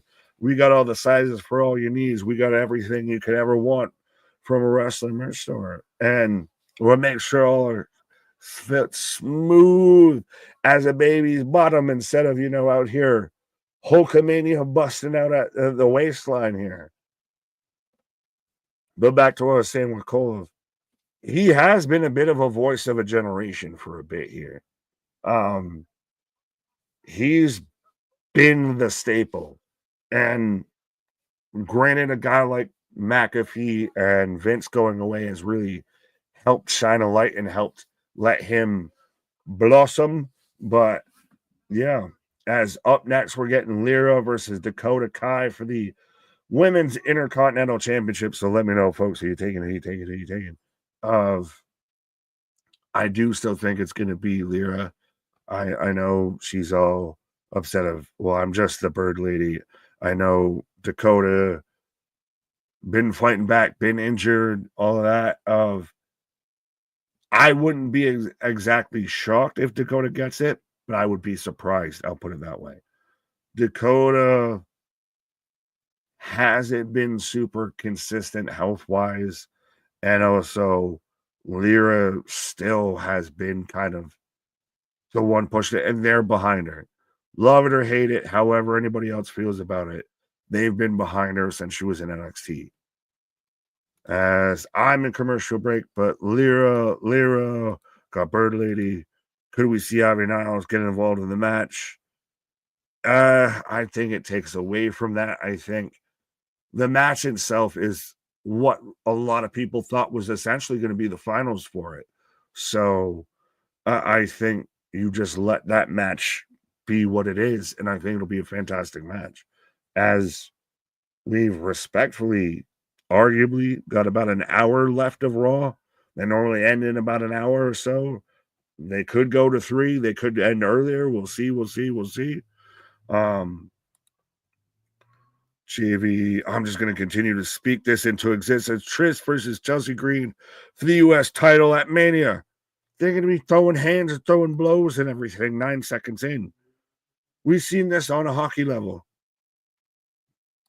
Speaking of hockeys, but B hockey, there's half a dozen females in NXT more compelling than either of these ladies, and I'm a Dakota Kai fan. I really doubt that, my guy. If you're going to sit there and say that there's, 6 people in NXT that you're saying are more compelling than Dakota Kai right now, I mean, hard to say you're a fan of her if you're going to throw under the bus like that. I think, like I said, I feel like this was supposed to be the quote-unquote final of this. And I think this is now your division. Like, we can't sit there and on Twitter, on Instagram, on this, on that platform, sit there and say, oh, well, they need to book the women's mid-card divisions better. They need to book the women better, have more, intricate mid-card, in between storylines and everything. And then when they start to do that, just instantly fucking poo-poo it because it's not what I want. What I booked, it works, it makes sense. And like I said, I feel like they've actually been setting this up and people are split between Lyra and Dakota. As Spaz with a $7 super chat. I can do maths. Cole is extremely Caucasian. Yeah, he's the litmus test. Looking like someone grabbed the wrong pepper shaker at the crematorium in February. Oh, all right. You had me in the first half. I don't know if I can rock with the second half. But I guess speaking of second halves, I don't know if you want to come in on that, my guy. Yeah, I was going to say, I can't come in on extremely Caucasian. But Dakota. You could have went and clicked on something else. Right? Vote for Dakota. I know what it says. You want to go to Komoko Island? Right. Way down to Kotomo. As Dakota Kai getting ready for action. Hey, it's Kyrie. It's Oscar. Way down in Coco. And I saw the comment about the idea that Dakota and Lyra might not be the most compelling. They are fighting for a mid-card belt, which has been, I mean, again, you're getting good matches from the mid-card with the Bird Lady doing her thing. Ultimately, yeah, I mean, again, do we want to see a Julia or a Stephanie? But they're at a different point in their careers. Dakota's been around. Dakota deserves it. And I know she's had some injury issues, but if she can stay healthy, there is a good amount of talent there. Right? I can't confirm nor deny this one. I do. I said Dakota. Oh, fair enough. Well, yeah. I didn't. I just saw the comment, so I was like, Dakota. I was too lazy to backspace. So yeah, well, still, but artist sits there and says this, but then says, "Who's this bird chick?" And she's champion. I know what I did. Never mind. Timeout. All right, the vitamin's strong with this one. Let me start a poll that has the proper people. There you go. Fair enough. Well, I thought the issue was I don't know if artist is representing himself or the IWC. He's been like the IWC candidate versus the WFA. Listen, the WFU. Welcome to the WFU, artist. I don't know what to tell you. Lyra, not EO for. Yeah, I fixed it. I was so caught up in the Dakota that I didn't realize it was not EO. Fair. Davenport and Knox were two that is a shame that got released. I mean, not really. I really liked, I'll say this as Lyra's coming up right now. I really liked Isla Dawn's video. Well, Duke's taking advantage of, since it's gotten released a bit, and Isla's of like, that's really nice of you said all these nice things as I got released. Like, where was all of this beforehand? And Isla Dawn's not dead. I will defend this channel as we were big advocates of Isla Dawn. But she's right. And I mean, a lot of people do this where they're outraged. But when you talk about booking certain people, they're like, oh, why would you? Like, I mean, if we found out tomorrow that Dakota Kai was released, there'd be people up in arms. But he or she is in a match, and people are like, why are they booking Dakota Kai in this match? Like, you can't win. There's no preview. Well, again, as the artist just with the laugh emoji. He's the representation of the IWC. That's what we do, is laugh at the IWC. Well, and to me, this screams good match. This, I think, is going to be really solid. Like, theoretically, your last two matches on your Monday Night Raw to close out February is going to be Dakota versus Lyra, and then the women's tag match. And I believe this was supposed to pretty much be the final for the IC belt until Dakota got hurt. Shocked. Yeah, I mean, this is a makeup as far as they had plans for Dakota and she got injured. But again, Bird Lady, I know, not the hottest promo, not the brightest of personalities, but my God, when you put her in that ring, she can go, and she's done well. They're putting her over. And again, the IWC people want, why don't they give people a chance? All right, we're going to give this lady a chance. Boo, why didn't they use someone established? What the fuck are we going to do? Give Birds a chance. Do you still think we could get Becky versus Lyra at Mania? Yeah. I mean, a lot can change in the next 2 weeks. At this point, 2 months, damn near. That was crazy, and you could tell that they really stumbled and just rolled with it. Yeah, Lyra down on the outside. I think you went to commercial break. But I mean, again, I think that Elimination Chamber and the Monday and Friday after Elimination Chamber are really going to set some groundwork for what we're getting at Mania. I know people, the build, relax, shut up, be patient. But I think that this window that we're in right now is going to tell us a lot. The following week, we'll put a couple more stamps on it, but we're probably going to see things like Jade and things start shaking out. We'll know who are going to challenge for the other two belts. So a lot is going to come to be in the next little bit here. Well, and people kind of have this preset like time frame set in their head and everything, when Mania this year is not until mid to almost late April, when normally it's like the first weekend in April, kind of like how the Super Bowl is the first weekend in February.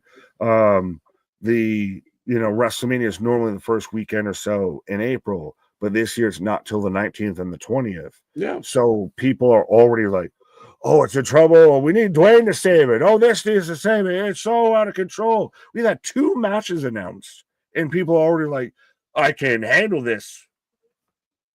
I love the people who went out publicly and were like, oh my God, The Rock is going to be there tomorrow. They revamped everything. They had to shuffle around SmackDown. The Rock is here because he's saving WrestleMania. And those same people doing content the next day going, The Rock, I don't know why The Rock's here. What's The Rock doing? I didn't like it. Again, fickle bunch. Why the fuck you lying? Right? Yes, I am in commercial break. I don't know where you're at. I've got Ronald Mysterious with turbo tags. That's what I've got. I got big suplex by Dakota on Lyra. Fair enough.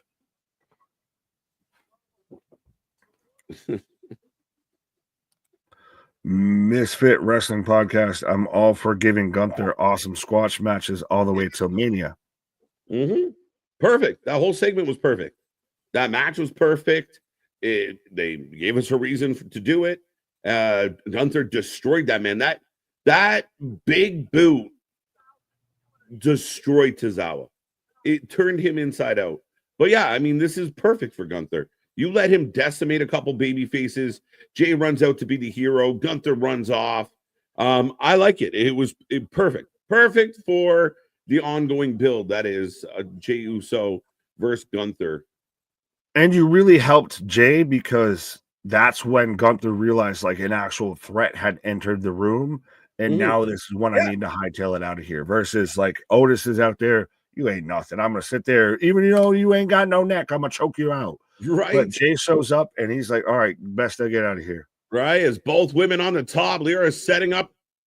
Super Hold it! And down. There we go.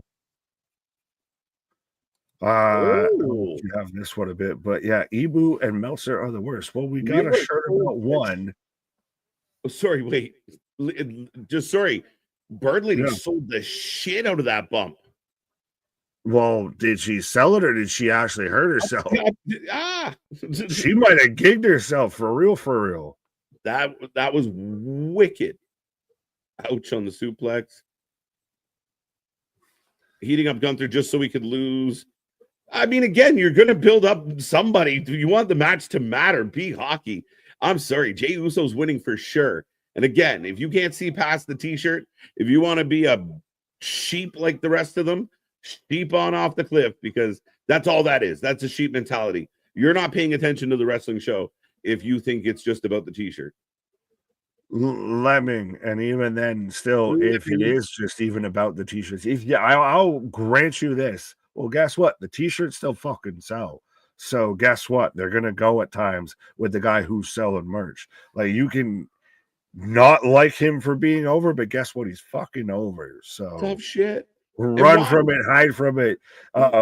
At the base principle, like you said, could go into a whole argument of how it makes sense for Jay to be there, and it's not anywhere near as bad as everyone tries to fucking spin it just because they think Jay's an easy fucking target. Yeah.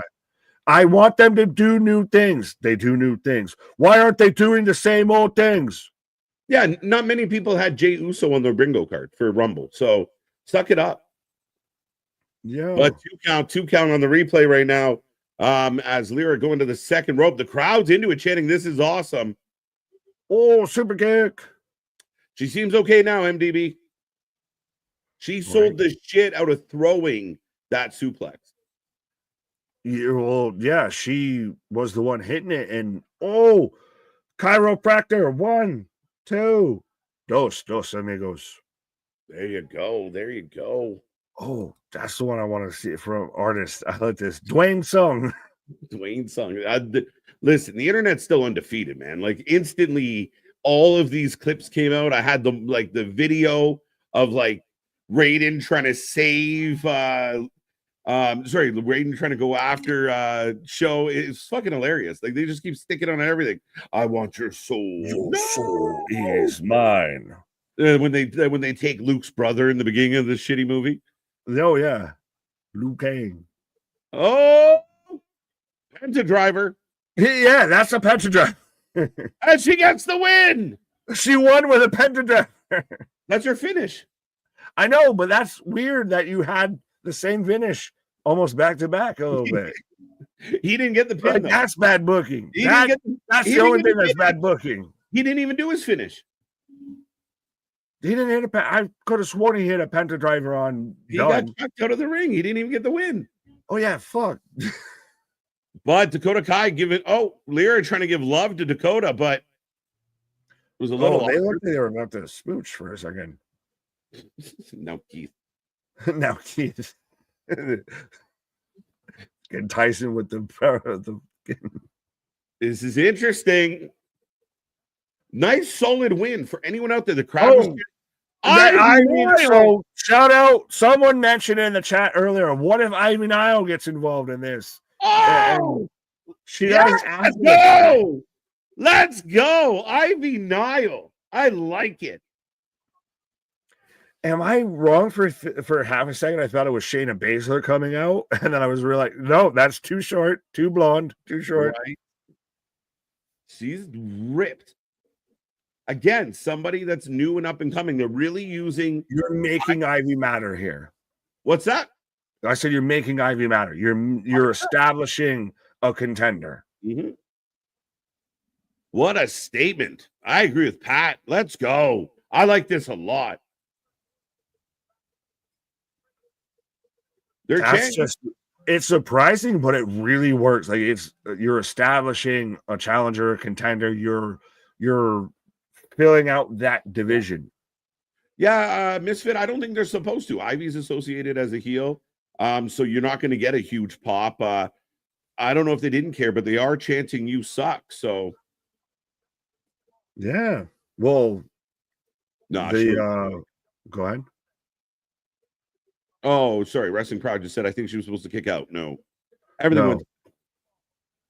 Yeah, no, I was just saying of the American Maids very much adopted kind of that Kurt Angle, American top team kind of gimmick of just they're supposed to be the heels, they're supposed to be the assholes. They're Kurt Angle or Chad Gable's basically just Kurt Angle with hair, Right. and shrunken down. So that's why they're doing that. You suck, Right. you suck.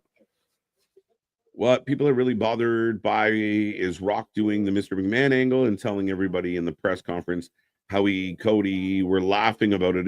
Listen, I have a big issue with this coming out, and one of the things I always compliment the WWE for is they don't give up the kayfabe and talk about like, yeah, me and Rhea Ripley, we've been planning this story for months. They don't do that. The other company does that. Rock, I think, because the Rock gets a little insecure. So I think The Rock was trying to soften the criticism by explaining it. I didn't like it. Oh, not at all. That was, I know everybody, as we're getting the replay of Kevin Owens versus Sammy, and this is just good.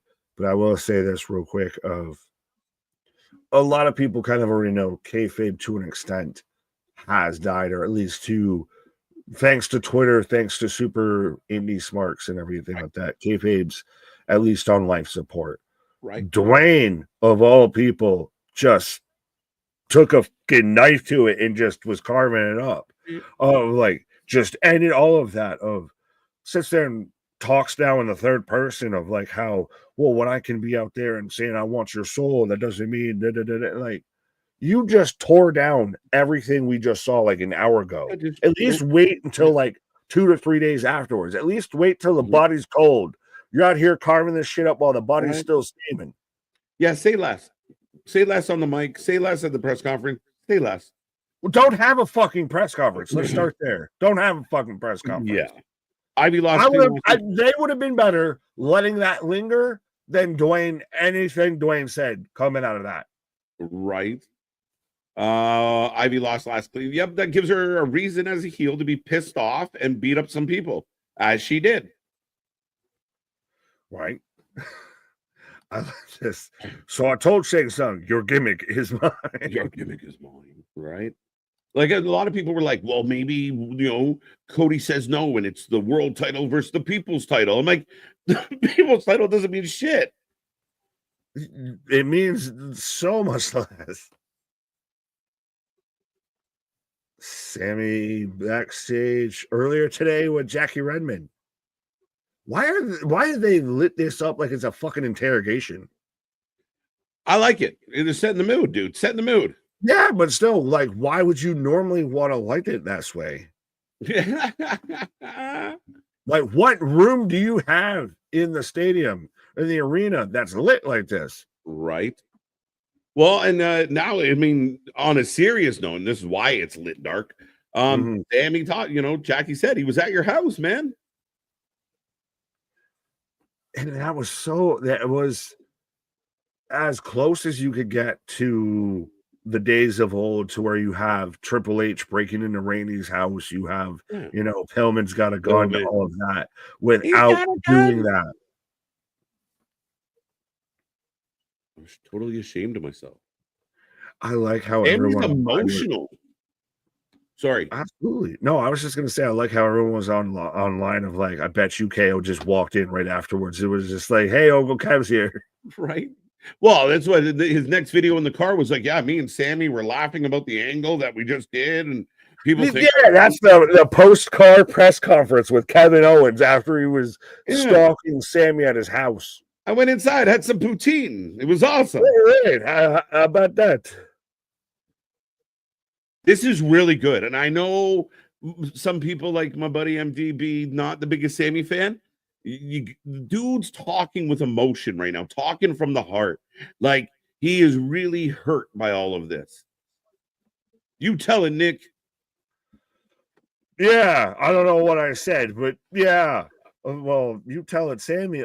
Well, and that's the thing is WWE at this point Well, for a while, it felt very forced, very gimmicky, very scripted, very shit was torn up the day before, torn asunder. This feels authentic. This is who Sami Zayn, like Sami Zayn, the character you've seen on TV and everything, Yeah, would be saying this exact same shit. Same thing with Kevin, same thing with Drew, of how we have actually, when the rain came down, have you ever seen the rain? Feel like an actual vindicated, justified heel, because it feels like an ever fluid situation going on. absolutely, absolutely. But Sammy's saying, with I hope you're ready. He's emotional, bro. Like I really dig this. This is This going to be could a steal. really This bad could steal the time. show. This is going to be a really bad time. Yeah, man. I mean, and again, it's so emotionally driven in Canada. Two of the biggest Canadian stars, if not of the 2020s, for a long time and maybe ever. This is going to be unbelievable. The crowd. Somebody in the chat said, "Man, this match could almost main event of Chamber."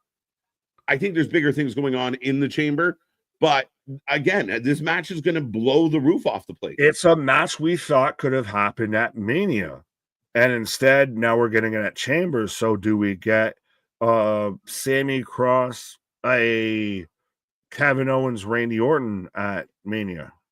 Very possible. We're still waiting for Randy to resurface. Right. This is Triple H versus HBK. Yeah, in a lot of ways, it's got that feel, right? Like, again, I like it a lot. As here comes Dom Dom. With Braun Breaker, somebody gonna get hurt real bad. Dusted. Split in half. I'm hoping KJ's brother beats KO beats the ginger off Sami Zayn. I'm in for that too, though. Gold, there's gold. Right. And Yukon Cornelius out there. Artist, I see you making comments about the Steve Smith thing. I don't know how familiar you are with it, and I don't know how valid it is, but yeah, it's funny. I don't know how valid it is. Good point. But it is. It's just one dude went on Twitter was just like, he was fluting my wife's trombone and everything. Or vice versa.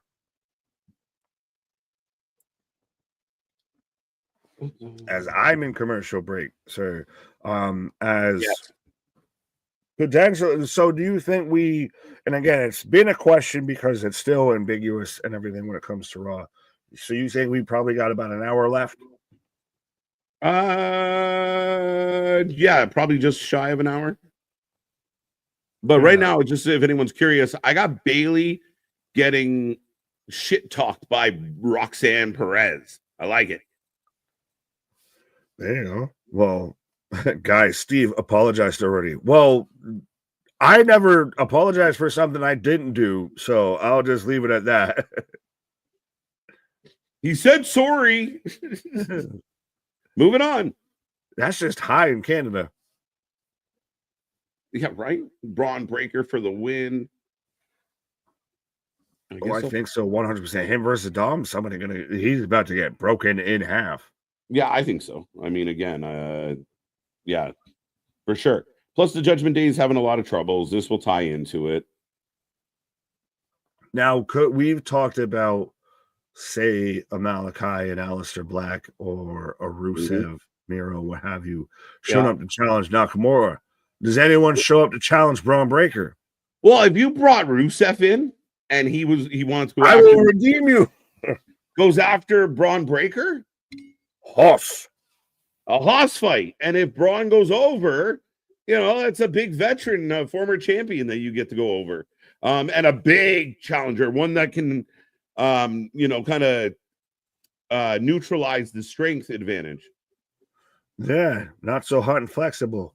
But yeah, be really interested. Well, because that's the thing is now you start to wonder what they're going to do with the mid-card titles come WrestleMania. Do you do an AJ Braun come Mania? Do you do anything else like that? Do you do, what do you do with the U.S. title? I think there's options. I mean, I know people talked about Trish versus Chelsea. Might not be the case. I know we've talked about maybe Becky and Bird Lady for the IC title.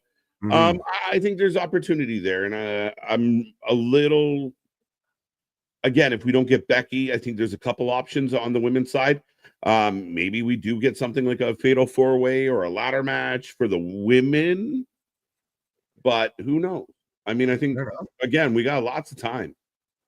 Well, I almost want to take the time to see who can say Tiffany Stratton and Trish Stratus, 5 times fast, because that's like a dyslexic kid's nightmare and everything. Right, the Stratty Epiphany.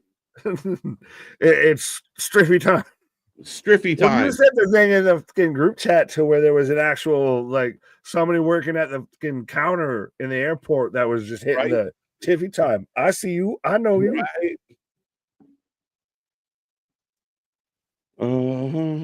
What's the difference between Braun Breaker push and Roxanne push, or are they even as one is male and one is female? Roxanne's getting pushed great. They're using a vet like Bailey to bring her up and kind of work her into all of this, and she's doing fine. She's not missing a beat.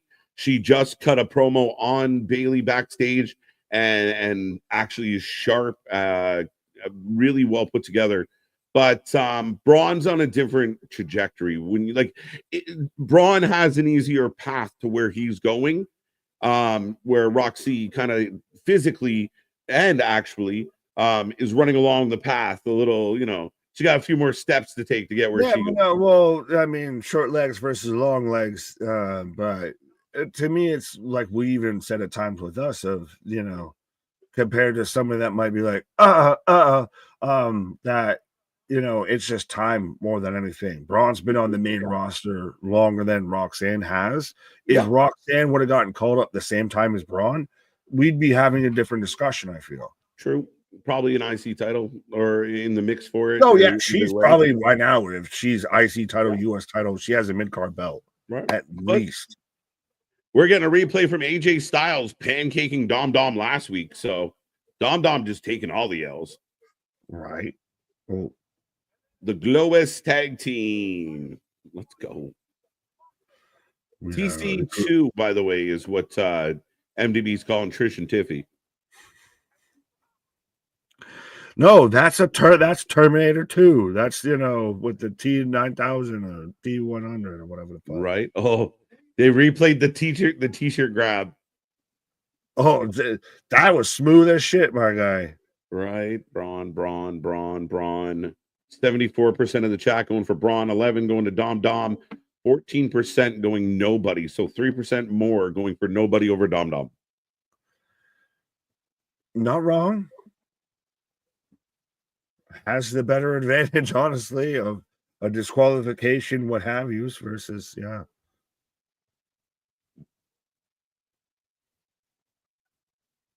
Ladies and gentlemen, Braun Breaker in the building.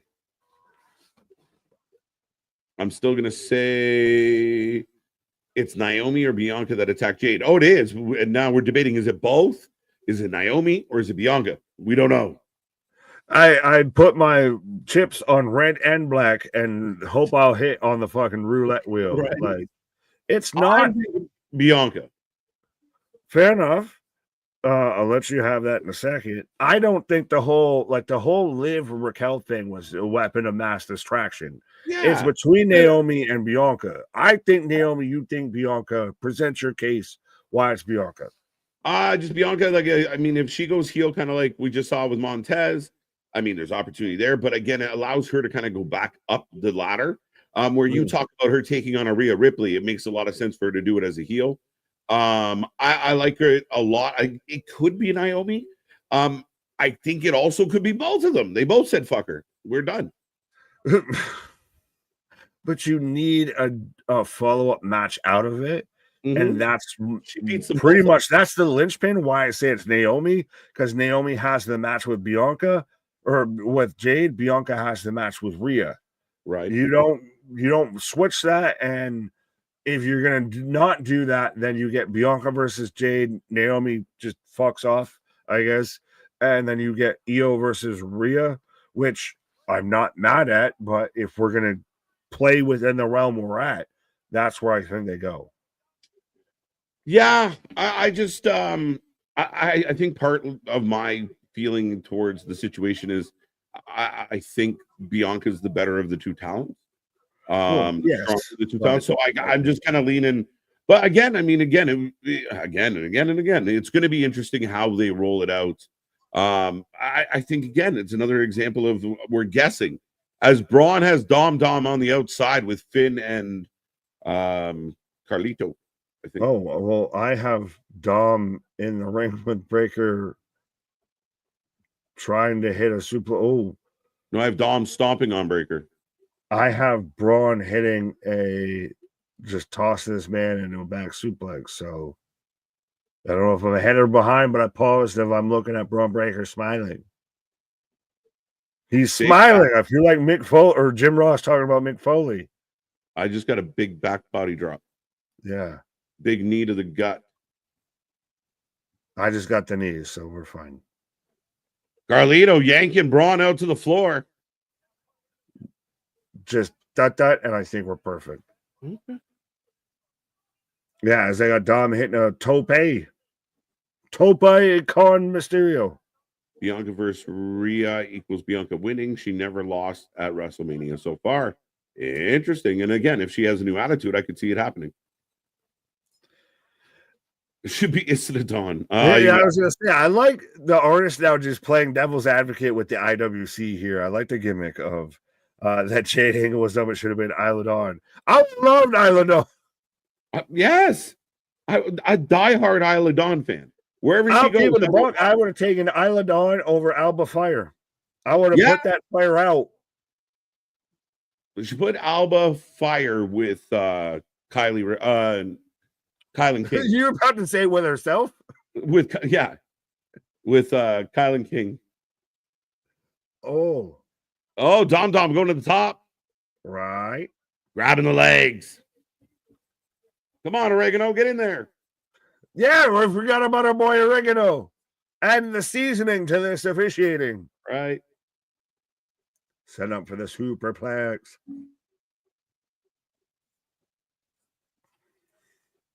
Isla Dawn should be my opponent at WrestleMania. Out there doing the it should have been me. Poison Rana. Frankensteiner. He's the same thing the other way. We got the DQ. So the 14% that picked nobody was correct. Well, no, Dom technically wins. Or no, Braun wins. Braun technically wins on the DQ, right? Shit. That's a nothing finish. Iron Sheik attack Jade. Hatui.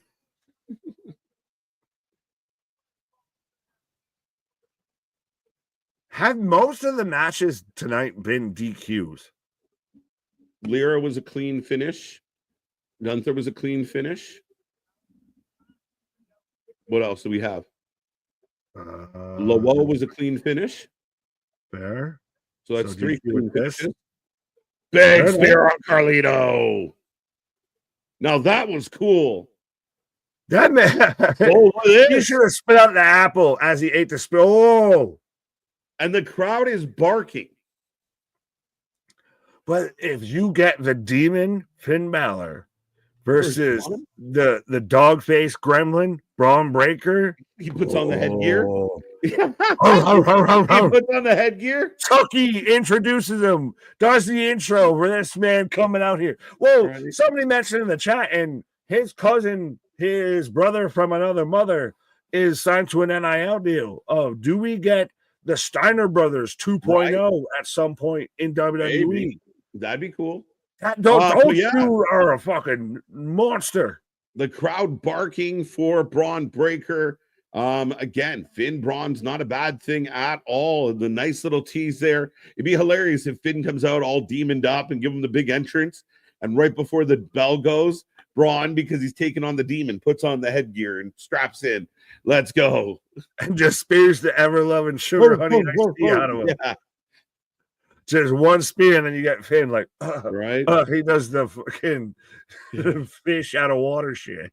As we are going to last Friday, the return of The Rock. Brought you I by didn't realize until after the stream and everything that it was the Block is Hot that he was coming out into with. Yeah. That's why he went on that tangent of like, I've always been a fan of Lil Wayne and Birdman and Outkast. Like he just went through every Atlanta rapper he could think of. Well, New Orleans, but yeah. New Orleans, Atlanta. But yeah, They're both South. You're right. It makes sense if it was for where they were, but yeah, no, I mean he definitely came out. I laughed right away, like, what is this? People were confused. I still stand by my statement of I thought he was just going to announce that I was going to be at Mania Mania 42 was going to be in New Orleans. Yeah. He still did what he did. And what he did was still less and still worse than what I thought he was going to do. And that was the bare minimum. He still accomplished something, but what he presented as homework was terrible. Yeah, again, and I mean, I figured somehow Rock was going to get involved in WrestleMania. I felt that way for a long time. I did not anticipate this. I did think it would center around Roman, but again, like you said, the delivery wasn't my favorite. It's you got a meal from a gas station. The shit looks awful, but it's somehow tasted somehow passable is the best I can put this because well, if this is what we're getting to the build towards Mania 41, Roman's at best here, hopeful, wishful candidate. And we've been wanting for the longest time of a Dwayne Roman story. Like we felt like that's the build. That's the dream match. That's the you think you're special. You do. Right. I want your soul. I love it. Soul is mine. Listen, I misspoke, fucker. The chat's always so forgiving. Stardust will be with The Rock. Yeah, that's what he becomes. He takes his soul, he turns back into Stardust. I like everyone that's been using the being the elite clip from when it's the Cody Rhodes WWE exorcism of when Cody sells his soul. Where do I put my adrenaline? That's the biggest question. There's literally in the man's song of adrenaline in my soul. Right. Something, Cody Rhodes. That mean the Rock Where does it go? Does Rock get Cody's adrenaline as well? Cody's coming out. Vampire, and that's what he's doing. Of I must take your adrenaline to keep myself younger, to keep myself still over. Right. As up next, Cody Cuthbert Rhodes. I smell corporate punk. People said corporate Cena, corporate Cody, corporate. I thought someone was about to be an art there of like, I smell weed or something. Like, you shut the fuck up. Hey, Toronto, looking beautiful. Oh, I got commercials and everything. Oh, yeah, we got the countdown right now. I'm getting a D-pad in a gum commercial. Yeah, I'm getting a sky view of the CN Tower, Sky Dome, Rogers Center, and the beautiful downtown Toronto core. Now, with your background behind you, all you'd have to do is turn to one side and you can get a visual of the CN Tower. I'm like, wait a minute, it's that. Hey, I'm pulling back the curtains, breaking kayfabes. Dwayne's talk last week was like, does dried up taquitos? The new game, Jackie. You cannot have my soul, sir. I love the Drew commercial. Oh, the fucking Cricket Wireless.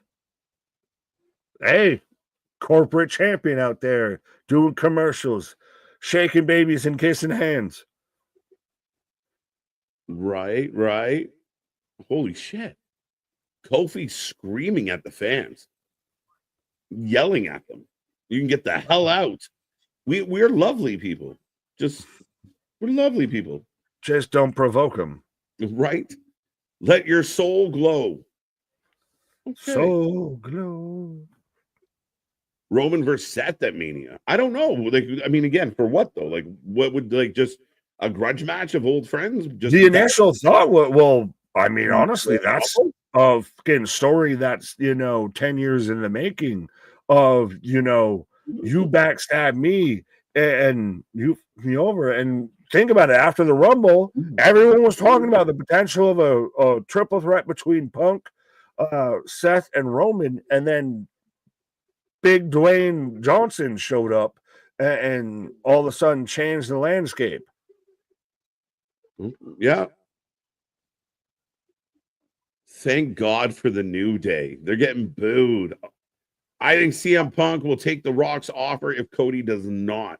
Now, someone else said Drew does not seem like a corporate guy, but he is already kind of a miserable guy. Imagine Drew started showing up in full suits. He showed up, and well, I think it's the perfect gif of when he's at the fucking funeral thing. For I can't remember whether it was the Seth feud or the Punk feud, to where he's out there suited and booted, and he's out there. It's the same place where they shot this in TNA, and he turns and he's looking over the casket and just turns back and chuckles and everything. Mm-hmm. We've seen the man suited and booted, so it makes sense. Kathy Kelly looking like Velma is fact. As Iva get Ivy in the back doing an interview and doing solid. She looks like your artistic aunt that ain't. Oh, wait a minute. The War Raiders mad at American Alpha. We got to fight. WWE is XO. Hugs and kisses? That's so sweet, man.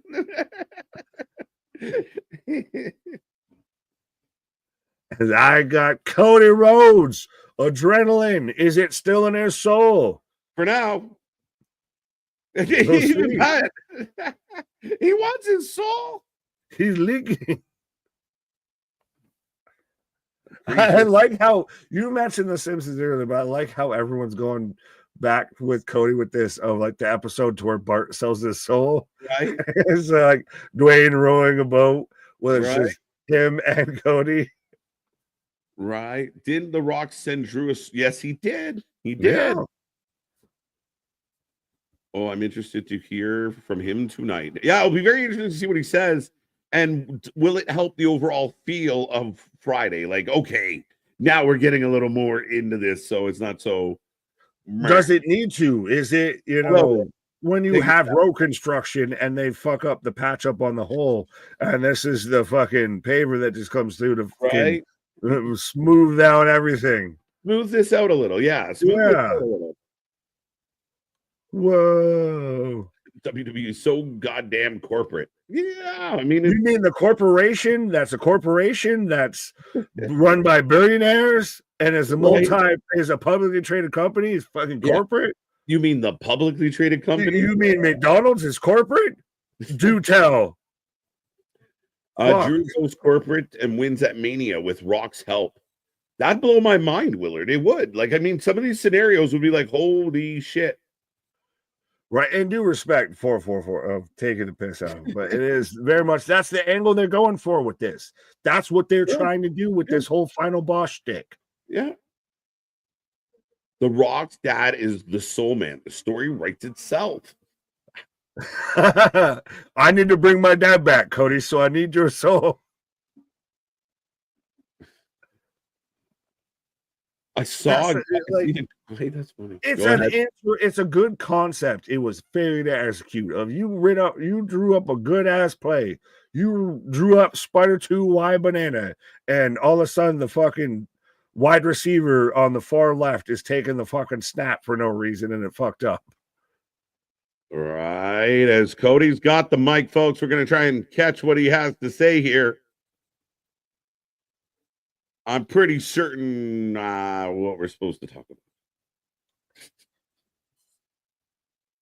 The Rock wants my soul. I signed that away to my wife and my neck tattoo artist years ago. See the one that said after the Rock gets his soul, it's gonna have the Dwayne on the other side. I saw the one I shared it of to where it's just gonna be when they sacrifice Steph with the Taker. It's just on the big Brahma bowl. I understand the offer that the final boss. We didn't understand it. Explain it a little better. Right. Let us know. What are the terms and conditions of this contract, sir? Are you willing to give up your soul? Dwayne went down to New Orleans. He was looking for a soul to steal. He was the bond. He was way behind. I'm not going to start lying to you. I need you to know as I am standing here. WrestleMania. Yeah, why is no one done that? That Dwayne went down to Georgia. He was went down to New Orleans. He was looking for a soul to steal. He was a bond. He was way behind. I'm not a team of one. This decision that I am faced with, this decision is about the whole family. My lovely wife, Brandy, gets mentioned on WWE programming. Headline, click it. Don't. Now that you said that, there's going to be 3 bullshit websites that now have that as a headline. Brady Rhodes debut soon to happen in WWE because Cody Rhodes mentions her.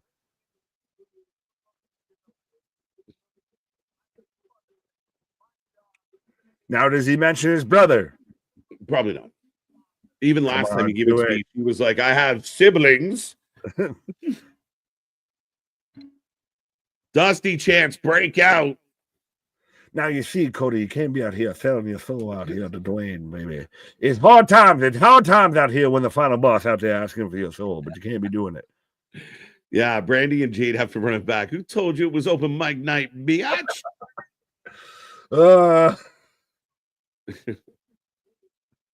What this? So it's like Cody is considering. Well, yeah, you got to sell it. You got to at least act like you got a fish on the line. Mm-hmm.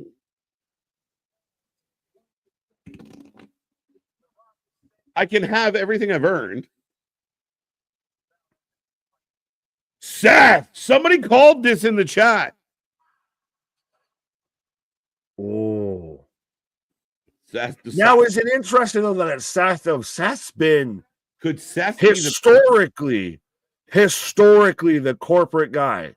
Could he be the one that goes, oh yeah, I always do what's best for me. I've been done this. I did this with Hunter. I'll do this with Dwayne. I've been here. This is how I took out Roman. Everything. I know the game plan. I know how to run the plays. I already know the playbook. Right? Seth in his pleather get up.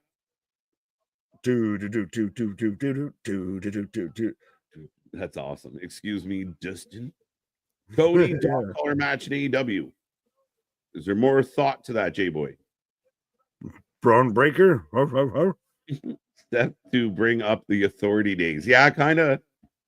Seth Rollins wearing his satanic coat. Dun, dun, dun. Oh, yeah, everybody. It's an Illuminati sacrifice. What in the devil wears Prada? Nice name drop. Coming to the ring right now. I love it. But Seth already did the corporate thing. But does that make him a suspect on somebody that would be willing to do it again? That's all he's been doing is the corporate thing. Outside of this. Right? It's a raincoat. It's like someone from Slicker at this point. Right? Seth dressed like character from Devil May Cry. All these Seth looks like. Keep it going, folks. What else does Seth look like tonight? What? Shout out OSW. What bar is Seth Rollins? Cincinnati. Seth is dressed up like a fashionable soccer mom. He looks like a package of big red gum. I feel like he uses big red. I feel like he uses like a housewife's also, like one of their wardrobes on the way through. The housewives of WWE. Well, he looks like he cut up a sofa, like a 1980s, sofa couch, and just decided, I'm going to make this outfit. Like, is he just, again, I've said it for almost a year now at this point, is he just running through all the Big Beck's attire that they had made up? He's like, well, we paid for it, so someone's got to use it here. Even better than the Zesty Death Pool. Seth is a Build-A-Burger. No, he's all ketchup. He's all ketchup, my guy. He looks like a stick of licorice running around. Yeah, he's a fucking Twizzler. Man's out here, you know, ketchup leather. I like that one. He looks like Carrie Bradshaw. Shout out Felicity. Leather doesn't shine like that jacket. Seth looks like Lizzo. Oh, why did I click on that? Fuck. Seth looks like a reject from the 12 Monkeys. That's better. Oh. Seth wears Becky's wardrobe. We've said it. I literally just said that before you clicked on it. Yeah. Seth ready for Clueless Robot. Reboot. My mom got the same necklace. Seth looks like he dressed for a Real Housewives reunion show. Anthony, I don't know if you said that before or after me, but exactly what I was thinking. All he needs to do is get some lip filler, and he's one of the housewives. A BBL on Seth Rollins. But he's right. I mean, he's going to the heart of the champion. But this is deja vu, bro. Yeah, last year he was like the guy who's been the corporate guy saying you shouldn't be the corporate guy. Yeah, but wasn't it last year that Seth was out here saying, "Don't fight Roman, don't fight The Rock, let it go"? Like, let it go. Oh no, wait, was he? Yeah, he definitely was. Yeah, Seth looks like burned bacon.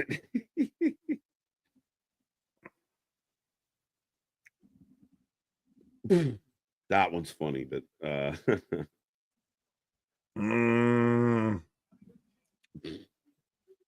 if the leather fits,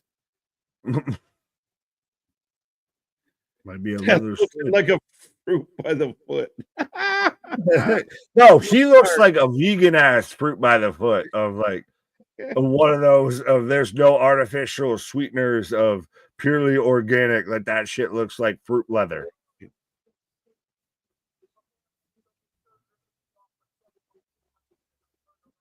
You hit me in the back of the sledgehammer. So Cody chastising him.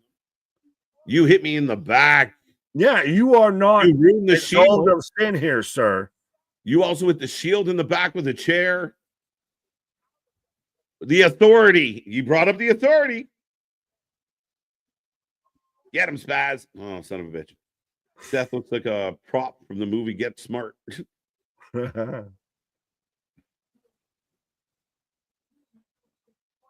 You were my partner. You were my brother. This is Seth Vanderpump. That's funny. Outfit is medium rare, says Cynthia. Well, that is more rare than medium rare. That shit's almost purple. Right. If you get a steak that has that color on it, you might want to send that back at least for a little bit of a little flambe. How you doing? Give it a flip. Yeah. Seth is hoping there's going to be a Zoolander 3 facts. 4 and 5.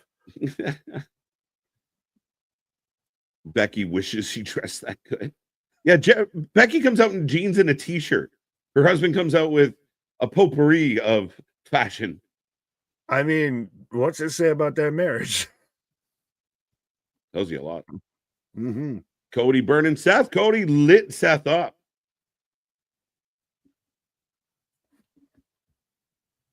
Cody firing shots and landing. Like literally some of the stuff we pre-talked about, the authority, the shield. Does Cody not work unless he has a supervillain to go against? Whether it's Roman with being the supervillain, now it's Dwayne. Does Captain America, does Superman not work without Thanos, without a Lex Luthor? Yeah, you need something compelling. You need something strong to come at you. That's why Kevin Owens worked so much better than I think AJ Styles did. Just Kevin was that supervillain that you kind of had to take down. He wasn't going to go without a fight. That's where you're right. I mean, you need Seth, you need Roman, you need The Rock. That's the top of this card. That's the top of this company. So it's got to matter. It's got to be big. Oh, absolutely. It's an MDB. Says San Diego. Where in the world is Says San Diego? Oh, somebody had another one I wanted to. I thought you would pop at. I didn't see nothing. I didn't click nothing. Oh, what was it? Yeah, it's Cody definitely saying Seth is a hypocrite, and he's right. Right. Seth is dressed as a liver. Dressed to the liver. Tony Hayes. Segment is great. I agree.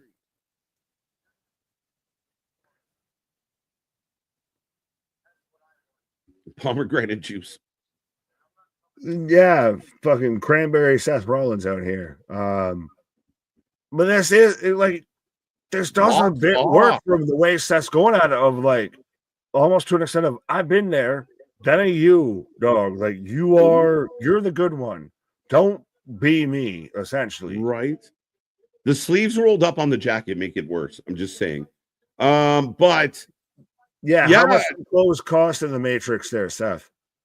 Right. As Seth drops some gospel on Cody.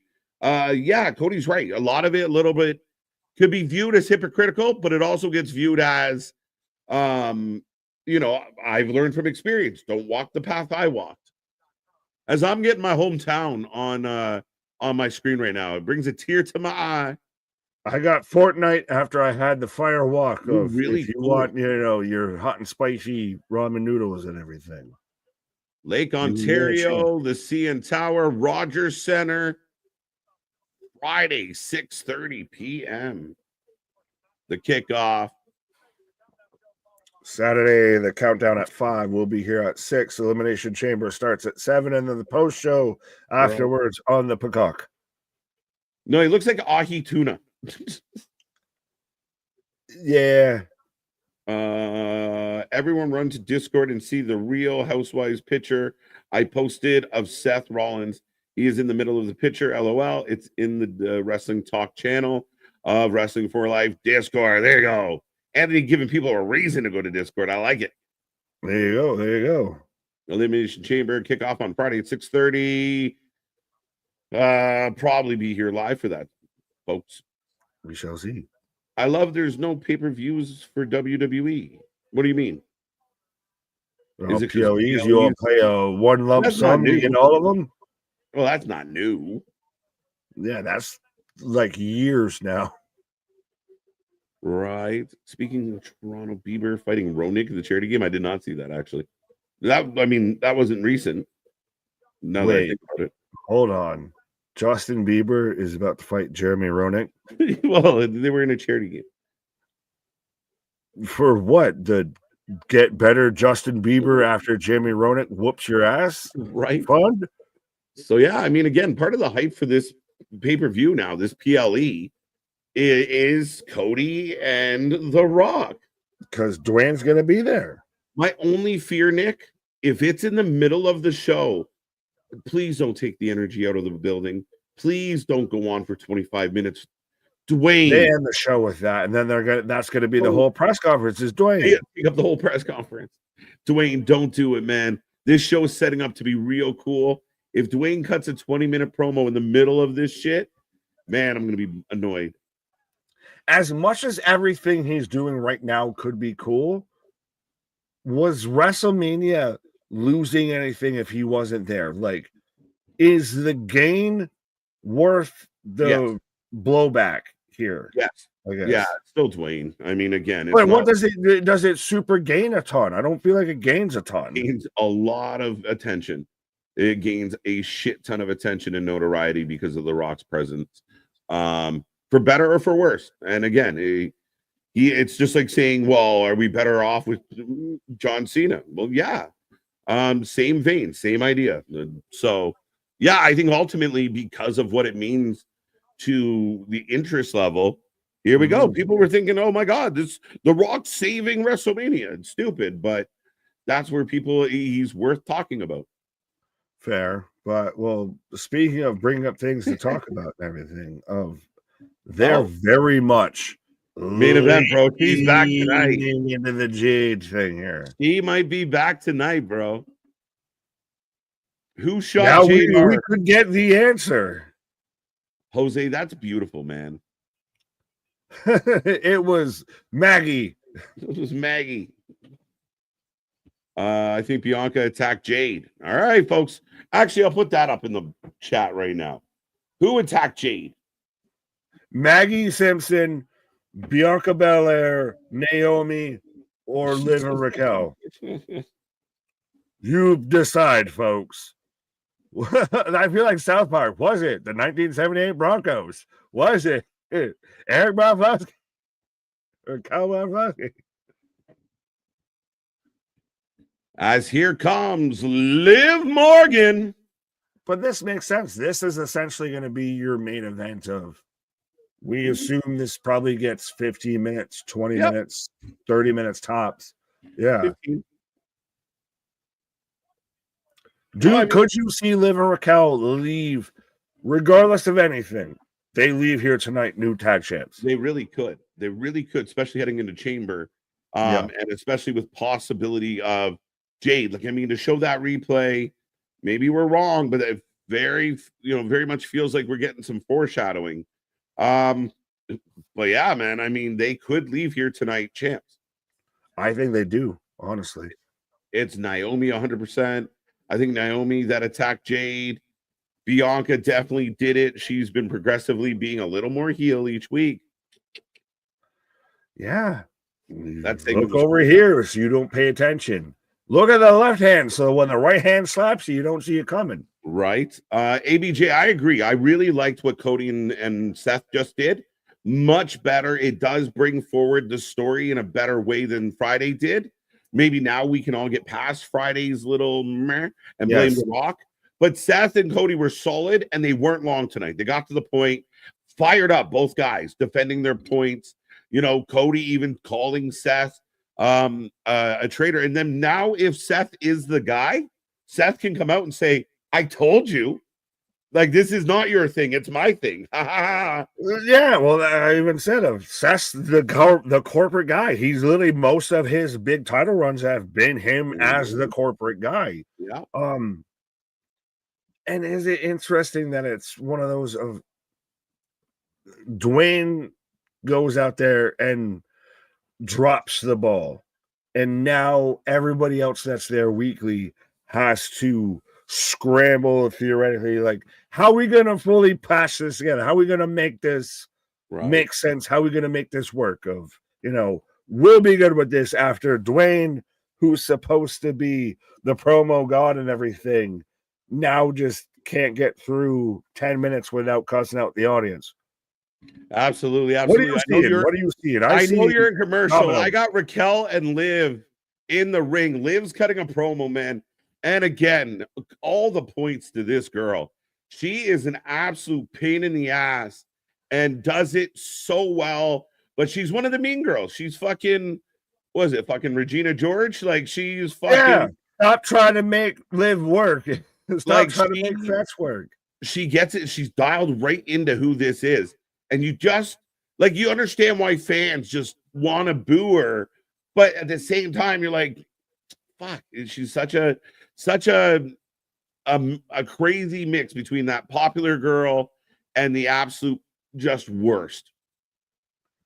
Yeah, well, and it's still crazy to me and it sucks, I guess, of that now you got whole promos, whole interviews, whole segments during where you see it because you're international technically. I don't have a VPN. I have no idea what was said. Yeah. KJ is question marks Tony Khan. That's funny. That's just, we don't know. Right. TBD. 35% of the chat going Naomi, 32 Belair. So neck and neck. 14 Liv and Raquel. So 14 believe the teaser. And 19 saying someone else. I got Tozawa getting iced down as Jey Uso showing he's a good guy because he gave the guy an ice pack in the medical facility. As, by the way, Natalia's just there helping out. She's just getting on screen. She's the frustrated women's roster member. She is the only one. Well, no, even then, she's out there pretty much. Her and TJ of their whole school and everything's pretty much become the practice facility for WWE. Mm-hmm. As we got A-Town down. Yeah. I'm calling it. The picture. I'm calling it. Okay. Get some Housewives Theory, the Aussie icon, Liv Morgan, Raquel for the win. They were showing the Ultimate Warrior and saying the 90s. They cut it was a fucking preview for a movie or TV show or whatever, because it was all like AI fucking ref and everything. I was halfway. I was one of those that I was like, what is this? And it's like a segue of, hey, you're watching wrestling. Well, let's tie wrestling into this TV show we're doing. I think we're going to give Jay a decent match for next week, like Jay versus Theory or Jay versus Waller. Give him a W, just like you just gave Gunther a W. I don't mind this. Do you get to the split, because they've even still teased? I think it was one of those of like Theory was trying to sign. Are you serious? As I say that, as Theory gets caught mid-yeet. Yeah, you got caught mid-yeet. Oh, everyone's had those. Oh, I just kicked Waller. Facts. Yeet. Well, yes, everyone's had their parent or their significant other walking on that mid-yeet. But yeah, I saw the thing to where Theory was out there wanting to sign autographs, and Waller's grabbing him like, no. Right. Grayson Waller using all the IWC talking points. WWE's done that quite a bit. Even when they were talking about like Drew McIntyre being mad at Rumble, LA Knight and him kind of got to play into it on screen. So they don't shy away from it. And yeah, Grayson Waller was saying a lot of what the haters were saying. Yeah, you mean like how Triple H mentioned with the Alexa Bliss showing up the Royal Rumble of, I heard it from a guy who heard it from a guy who heard it from a guy. Yeah. Of the guy, Triple H just sat there and come out and cut a promo when he was still working of, I'm going to go and tweet about it. Because that'll show, like, they've always had that attitude towards the IWC. Yeah, and I mean, again, now they're telling us next week the titles will be on the line. So the War Raiders will be in action against American Made. And here comes Naomi. Let's go. Bring 2 title matches next week. Good stuff. Good stuff. Yeah, well, because next week, too, we've got Io versus Rhea coming out of post-elimination chamber. Very true. Very true. God bless Naomi. Jay Sigmund, absolutely embarrassing in front of people who don't watch wrestling. What? What are you talking about, buddy? Put down. Listen, as someone who's been watching wrestling for like 20 to 30 almost years, there's been plenty more segments that are much more embarrassing to watch in front of people who don't watch wrestling than Jey Uso super kicking somebody and going yeet. Like, yeah, I don't get the problem. Let's be real here. Yeah. 46% going Liv and Raquel. 42% neck and neck for Glow Est. And nobody getting a small 12.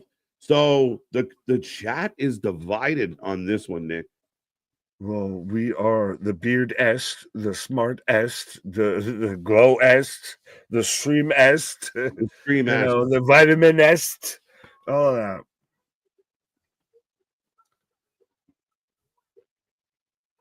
Healer face, Bianca and Naomi just loom like the perfect tag team on all levels. But you know what? Bianca and Jade, and then now Naomi, have brought a lot of respect to the women's tag team titles. And again, people are overlooking it because it doesn't fit their narrative. But those titles felt like they mattered to those ladies. Oh, well, that's why Naomi walked out. Yeah, walked right back in and took the belt back. Thank you. Let's not forget that too. That's been a thing that hasn't been said, my guy. One way and came back in the other. So don't forget. And they gave her the same shit she had when she walked. Is she's doing the Abe Simpson? Is Sasha still working here? Yeah, no? Right. Okay. I was gonna say, that's a thing. That is a thing that hasn't been said, right? And should have been said, because it was very much like I said. It's hot dogging and grandstanding. But now that you said it, I'm like, it's exactly the Abe Simpson of like, does Sasha know you're working here? Right. And then pop right back in. Jump start, here we go. But yeah, no, I mean, people forget that. And like, I love when people just omit like historical moments and factual events that, oh, we just won't include that because it doesn't fit because the it story creates the narrative. right? Oh well, You Naomi eliminate walked out context to create a narrative. yeah. Yet she's featured on 2 shows a week right now. Yeah, I'm sure she's heartbroken. Well, that's another, I guess that's another flag in our teacup there of context is king when it comes to us and everything like that. Of look at the whole picture versus in the narrative that's pushed. Right? Yeah. Shuffling off to Buffalo. Here you go. That nobody Right. ever. Fuck you. Bianca Belair. Oh, MDB in a good mood. AJ coming for CEO, Sasha and Naomi. I'm just calling it as it is. The facts are, if you want to use the fact that Naomi walked out of the company angry, what is she doing right now? The same thing she did when she walked out. Like, that's not even that's not shaded anybody. It's just, let's not forget she came back and is in the exact same position that she was when she left. Yeah. It's not shade, it's facts of you can be like you can go all out of your favorite athlete or whatever because they didn't sign initially, they didn't re-sign with your team, but then they turn around and sign a deal that's less than if they re-signed. Sure. You know, it is what it is. I would say Bianca is a top 5 NXT call up of all time. She's definitely got a good case to be top 5, top 10 for sure. 444. One. Well, I mean, if we're just talking females, she's in the conversation for 1, 2, 3. But I mean, yeah, I mean, of all time, of any gender, yeah, she definitely up there. And she, to me, is the best all around package you have as a female wrestler right now. She is the top of the food chain. That is though why I think that you have her as we go to commercial as Raquel tosses Bianca into the barricade, but I think that's why you do Rhea versus Bianca at this time because that's now become your 1A, your 1B. Yeah. That's we've seen them at the Rumble. They are neck and neck. They are tit for tat, pun unintended. But yeah, yeah, I said pun unintended. 143 likes on the stream tonight. Folks, make sure you get in that chat. If you haven't hit like yet, make sure you do so. There's no reason why we can't be at 150 before we go home tonight. Absolutely. And I see we're hanging at 80. Let's see if we can get a little 20 extra here. If we can close it out at triple digits as we started it off. But yeah. Right. We lost the young ones at 10 o'clock. No, we probably lost more of the old ones at 10 o'clock. Actually, our 50+ crowd went to bed. Exactly. That's why there's no like Pauls. That's why there's no Andy's, none of that. No big dog. Anyone that looks like they might be Wilford Brimley or anything has gone to bed now. As Liv tags to Raquel, Raquel tags to Liv. I know you're on commercial break right now, sir. We are in the main event, folks. And while we're on the commercial break, let's get a quick word from our sponsor, us.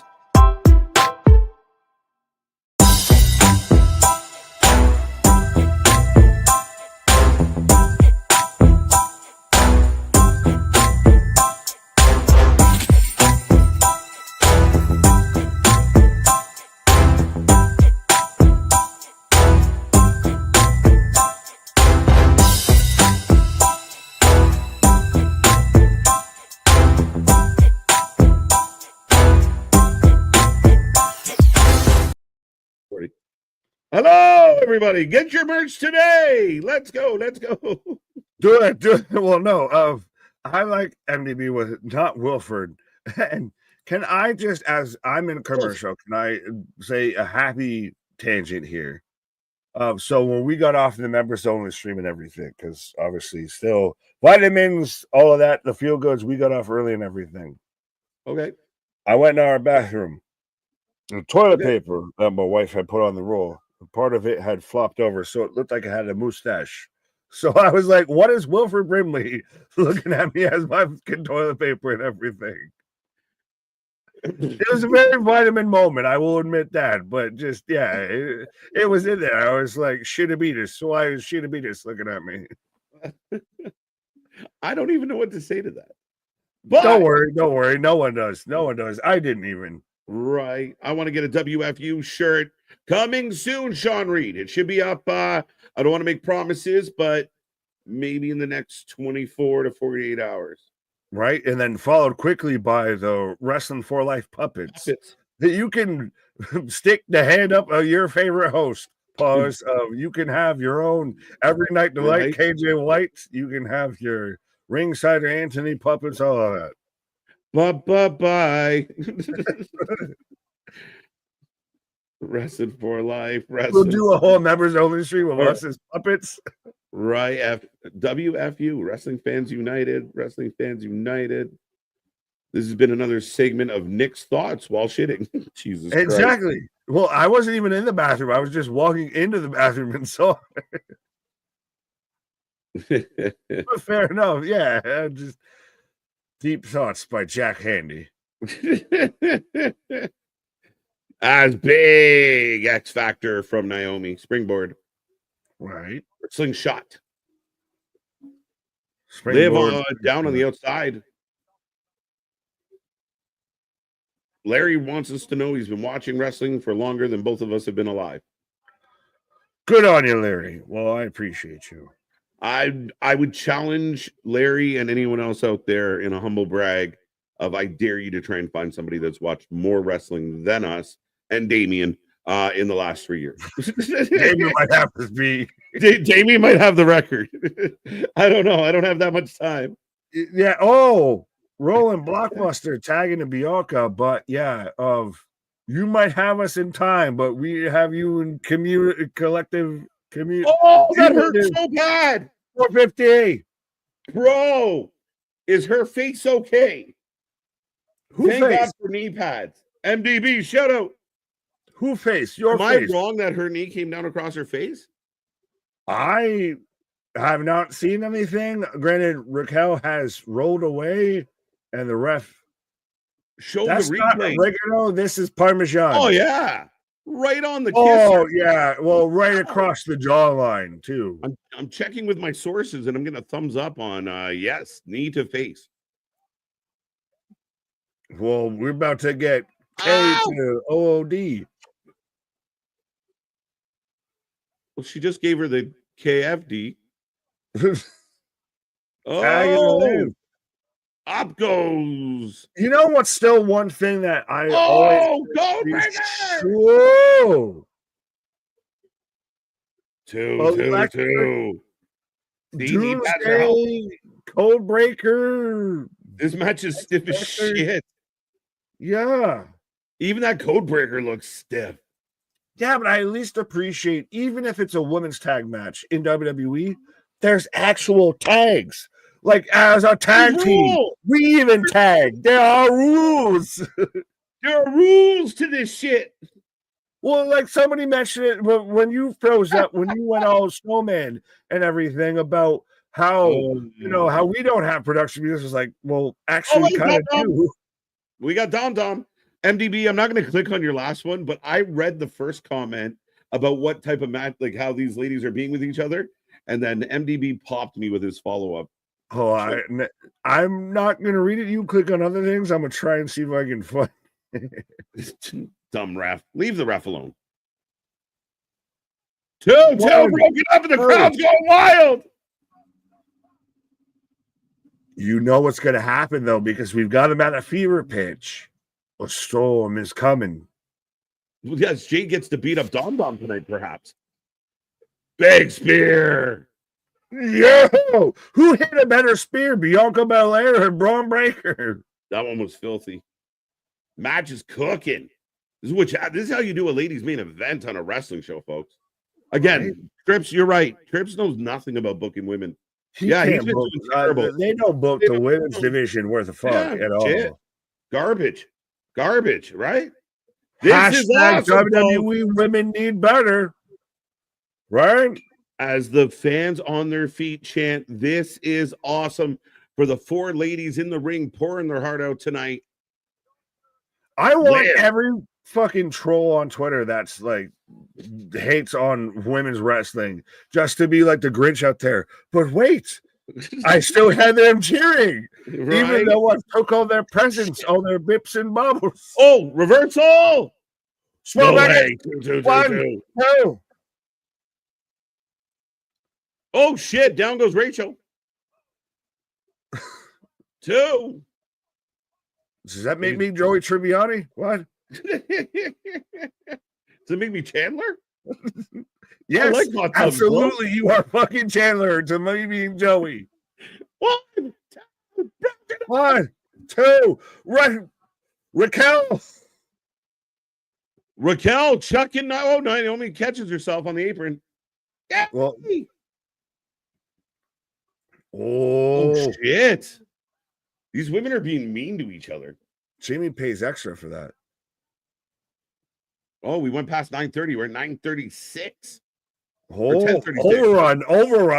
Yeah, big overrun. Oh, again, double KOD. This says we got a whole another half hour, but yeah, double KOD, roll out of the ring, roll out of the ropes, she's way by the ropes. Dom throws it. Good heel work, because I thought she was gonna roll completely out of the ring. It was just close enough, and she just rolls out. So I hit it last second, but I can't get it. And this is how you properly use a heater. They don't sit on commentary and do nothing. They get at ringside and cause trouble. Right. Oh, KOD, Rachel fight now. Rolls out. How am I ahead? Because he probably didn't sync up. Oh! That table is indestructible, by the way. Naomi up and over. New tables don't break. Yeah, especially when you're made of fucking titanium. Oh, no way. Roll through. Small back edge. 1, 2. Dos, amigos. Dos. Let's go. We're cooking tonight, folks. Big booty. Review. Big kick. Down goes Dom. Yeah, but now the ref, Parmesan's going to be dealing with that split-legged as Raquel holds the ropes, the foot. Your double meanings are killing me, sir. Amazing match. Let's go. And they get the win. 2, 3, and your new women's tag team champions, Liv Morgan and Rachel Rodriguez. So 316, you can be happy. Liv holds the title once again. But holy sugar, honey, iced tea. Right? The girl cheated to win. That's what they're supposed to do. I missed what the actual last little cheat at the corner happened, but this sucks. She's with a Guerrero. I lie, I cheat, I steal. Right? No, I mean, hey, 316 must be pumped right now. Is he, or is he just mad? It might just be good match. It's not your title, it's our title. We got new women's tag team champions, folks. But this very much, whether this happens now before we go off the air, or if this happens at Chamber, this happens the Raw after Chamber, we're setting towards this. We're setting towards the singles, the split.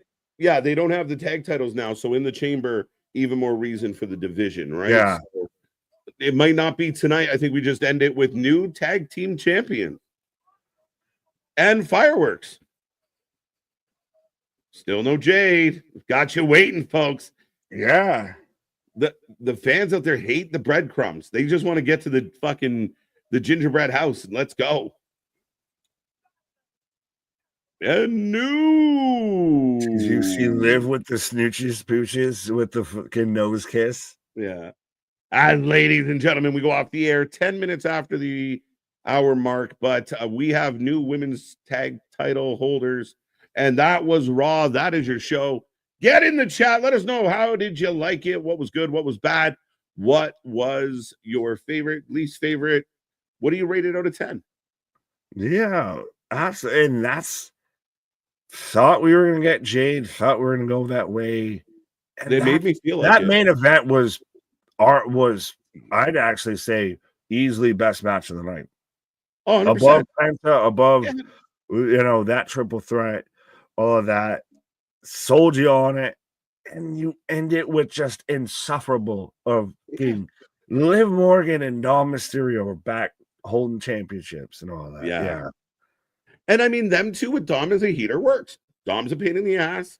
And again, I think Liv, to her credit, and again, she shows up and shows out. I know fans don't want to look past certain things, but I mean, you got to give her some credit. Big match tonight, match of the night for sure. It was fun. It was entertaining. The crowd was into it. That's the difference. People can say whatever they want, but ultimately, they checked all the boxes of a good wrestling match. And I don't care what anybody has to say out there about it. Tough titty. Right. Well, not titties, but Tom Allen saying the girlhood dream has been true. Right. Let's fucking go. I think Bianca is winning in the chamber. That's plays. Then Naomi's the one that beat up Jade, perhaps. Remains to be seen. I thought we would have gotten the answer tonight, but I guess now. Save it for the pape. Well, do you do it at Chamber? Yeah. Do you do it after Chamber? Like, so you I would think mention that you think they do it at Chamber at least Yeah. before you give your rating. How do you bring Jade in at the Chamber? I think you bring her out during Chamber. I think you have a moment where either Naomi or Bianca or both, depending on who was the culprit. Like maybe there's this moment that the only two people standing in the chamber is and we thought about this for the Rumble, is Bianca and Naomi. They work together, they clear out the deck. And then the lights go out, and then the storm is upon us. She comes out. Maybe she does the cane and rips the door off. That's gotta be Jade. That's right. gotta be Jade. So yeah, I mean that's how I would do it. And then when she gets in the ring, maybe there is this moment of who's she gonna kick? She looks like she's gonna go left. She kicks right. I mean that's what you could do about it. Fair enough. I mean, I it's so funny that to me it's more of breaking down of how she gets in the chamber than the angle being in the chamber. She just grabs the chain. It's like how is she stormed? Does she just spawn in the chamber? Right. Right. She comes up from under the ring. We're getting very close. Like if we're not there, we're teetering at that point of that needs to be the thing. Because I do still think, however, which way you want to go with it, Jade versus culprit is a match at WrestleMania. Yeah, very much so. And if it turns out to be Jade Bianca or Jade Naomi, I think it's going to work out fine either way. Now that I say it out loud, it might actually be Jade Bianca, the two OG partners. 6 out of 10 from Mega. No Jade. She's coming back on Saturday. I agree. Raquel and Liv, 3-time tag champs. Liv's got a cup, the world title under her belt. I mean, again, Liv gets love from this company, and they push her. They don't shy away from pushing her, and she's done a really good job. No Jade tonight. Spanish Rachel finally got some gold. Fair enough. Peace. New tag champs. Yeah, new tag champs. Yeah. 6 out of 10. Hated the ending. Why? How? Well, see, and again, that's to me the thing of you got at least 140 characters. You can at least say a sentence that follows that up as to why. Yeah, why? Like, what did you hate the ending about? Like, I mean, I think it works well. I thought that match was stiff. Again, people are going to point out, oh, they might have slipped here, or that might not have went well. The knee to the face was definitely ouch. But again, I think that lends to a very physical, strong match. And the fans were on their feet. This is awesome chance. As long as you're entertaining. I respectfully would rather see a stiff match than one that like they're a mile away from each other hitting shit. 100%. Yeah. 9.2 out of 10.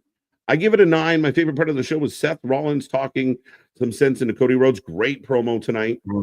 Kathy Kelly dressed up like Velma. Tozawa having friends after losing to Gunther. That was good too. That was a great Raw. Thank you, by the way, Christian and TJ. 7.75 out of 10 knee pads. Have a good night, fellas. Sean, see you later. 8 out of 10. What a match. 8. The girlhood dreams come true. That's too funny. 7 out of 10. 8 out of 10. 7 out of 10. Oh, so everybody's kind of in and around. There's a couple outliers out there, Nick. 7, 8, 8, 8. There's like two camps. Like you're a 7 or you're an 8. There's no too much variation between the two, but you're one of either. I think I'm right in that middle. I think 7.5 was my initial thought. There was a couple things that were a bit light, but I mean, overall, this show was cooking. Like, I have no problem with this show being an 8. I think me being a little picky, 7.5, but yeah, in that range. I mean, it was a solid Raw. It was a really strong go home show. They hyped up Elimination Chamber. They hyped up things about Elimination Chamber, and they have us asking a lot of goddamn questions. They really do. Oh yeah, and I will, for the sake of people not coming at me because I gave a lower rating than you. I will but still, I'll be right there. A 7.5 to me, like it is the happy sweet spot between both sides there. You can make, depending on which argument or how you want to view certain stuff throughout the show, you can teeter either way. You could go to a 7 or you could go to an 8. So I think 7.5 is the straight down the middle, honest answer with this. Yeah, I mean, again, there was some light stuff. Like, I mean, again, I don't dislike getting like a Gunther squash match. It was perfect. You know, I understand it. It's good, but I mean, there's some flat spots there that, you know, you're just kind of, you know, you're not super pumped. It's not like a 9 or a 10. We're good. But I thought they delivered a great show, great vibe. And again, we got a title change less than a week before a pay-per-view. Good for them. Absolutely. And now that's going to play into the chamber because think about it, you're going to have Naomi and Bianca both in the chamber. Yeah, and I mean, again, the heels needed someone like Dom to help out. And then they got that, you know, that blemished win over the baby faces. Solid 8.5 from the wrestling god. Well, at least the tag champs are on the show actually wrestling because you can't find the other ones wrestling at all. Where we all just stopped and just had like that. What? The math equation's just way over us. Like, what the fuck? 7 out of 10. Dom needs the IC title soon. No, he doesn't. But thank you for your opinion. The man, you just got the tag titles back on Live. You be greedy. See, this is the greedy IWC. I got something. I want more. 7 out of 10. I want the belts. I want all the belts. Right. This was too fake. The ref seen Dom interfere physically. Still can't call it. Anthony Stevenson. I think it was fun. I didn't see anything to really be you know, there was nothing egregious. It was fine. It was, again, are we being picky? It was a great match. We need to come up with Veruca Salt IWC merch. We really do. I wish I could steal the image, but I can't. We'll find a workaround. Right. The Triple H detractors are already crying online. Absolutely. 8 out of 10, 10 out of 10. It was good. I can't wait for Elimination Chamber on Saturday. We will be here live for that, folks. That was match of the night by far. It's got to be Jade. It's got to be Jade. I love it. This show sucked. Oh, great. Ending. 7.5 out of 10. Jade is going to go She-Hulk on a sister. She sneaks in before the match. Comes out under the ring. Out through the ring, Nick. Like fucking Shawn Michaels. Right? But no, I like how the artist is out here just being Luther, our IWC translator. I like it. Lawrence Taylor on Raw tonight. 30 years ago, I'm watching February 27, 1985. Wow. Finally, no Liv versus Rhea match once again. So that would make people think that Liv's probably not going to win Chamber now. We would hope. How the fuck do you hate that ending? Yeah, what did we hate about that ending? That was the best Raw since it's been on Netflix. No, maybe, but it's up there. It's my third best. There's only been like 5. I know. That's what I'm trying to think in my head. There was a couple. Right. That's like that's my favorite finger. I only got 5 of them, but that's my favorite finger. The most the vitamins will let me remember is it's better than last week. That's all I can tell you. Right. I was gonna say I can find my favorite finger, but I don't know if you two would be a fan of it.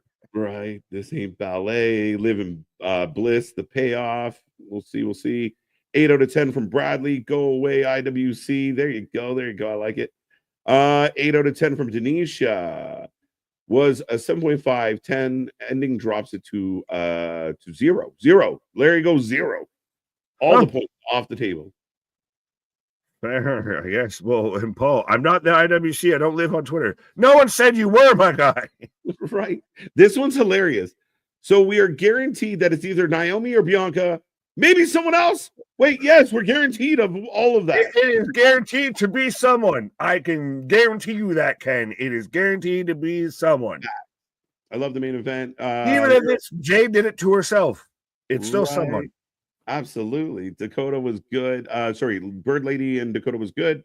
Jey Uso promo with Waller was nice, setting up something else, so I liked it. Gunther segment was great. Cody and Seth I thought were really good. Yeah, man. Penta's match was good. Solid triple threat. Yeah, there's very little to complain about tonight, I would say. It's not one of those that, oh my God, you made sure you cannot miss this and everything. But as far as negative feedback, very little. Yeah, not a lot. Welcome to the 7.5 out of 10 club. So Nick is now afraid of catching slack from the crowd. So he doesn't want to be honest about his rating anymore. I'm not afraid about it. Every time lately I've given it. I gave our show an extra whole point above it, and what I said, and I said 7.5 the first time, and everyone just jumped on. That's what I gave it. I was like, no, that's not what I said. Listen, that's how the IWC rolls, bro. That's why we moved on. Locust. Show can be a 9 out of 10. All right. Great show as always. Catch you on the flop side.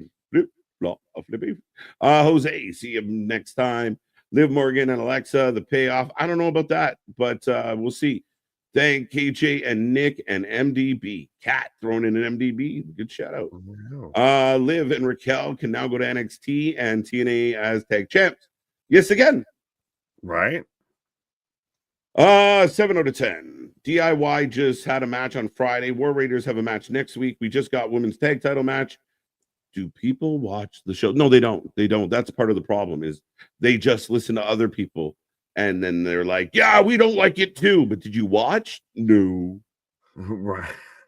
I gotta click on a few real quick. Okay. MDB, we won't jump you for giving Nick, I promise. Y'all got Nick nervous out here. Like, oh shit. I'm gonna catch a fade real quick. Asking him math questions. Like, I suck at math. I've admitted I failed math a couple of times. Right. IWC WGF, you mean the WFU? We hate nut folks.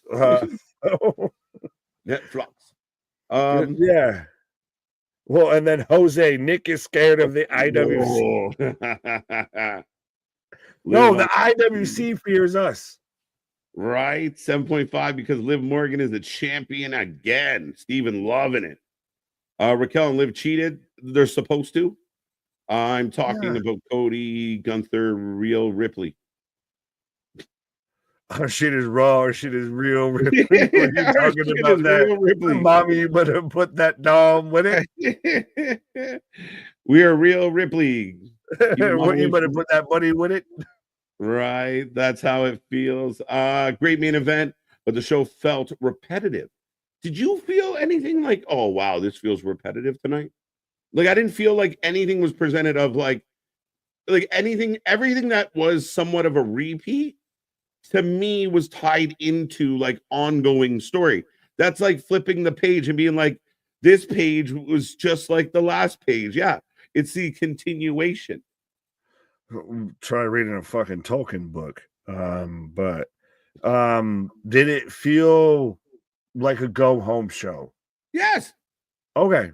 Well, I think that's the biggest question is it's a go home show. It's supposed to draw you. It's supposed to push you towards the PLE and draw excitement for that and everything. Yeah. And we had that. We still, even after SmackDown and a press conference, we still had follow up on Dwayne's promo from Friday. So it's still 4 or 5 days in advance or post-mortem. But yeah, overall, it was a solid show. It wasn't historic. It wasn't groundbreaking. It wasn't, oh my God, you need to make sure you go back and rewatch this. But it was a solid show. Yeah. Yeah. If somebody had said, oh, I didn't see Raw, is it worth a watch? Yeah, I'd watch it. Tune in. Don't, make sure you figure it out. I thought it was a bit. I agree with MDB. I feel like they're pushing stuff forward.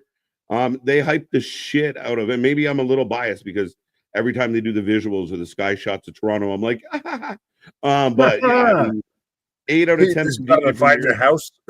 Yeah, I'm like, hey, IWC watches. We just don't approve. I like it. But ladies and gentlemen, that is the show tonight. Don't forget, we are back tomorrow for NXT. It is stacked. The Hardy Boys Moose. So much more going to be on this show tomorrow. Can't wait for that one. Of course, Thursday, we got a preview and prediction show. Saturday, we're here for Elimination Chamber. Wednesday, which I didn't mention, we are here for Dynamite as well as they build towards Revolution.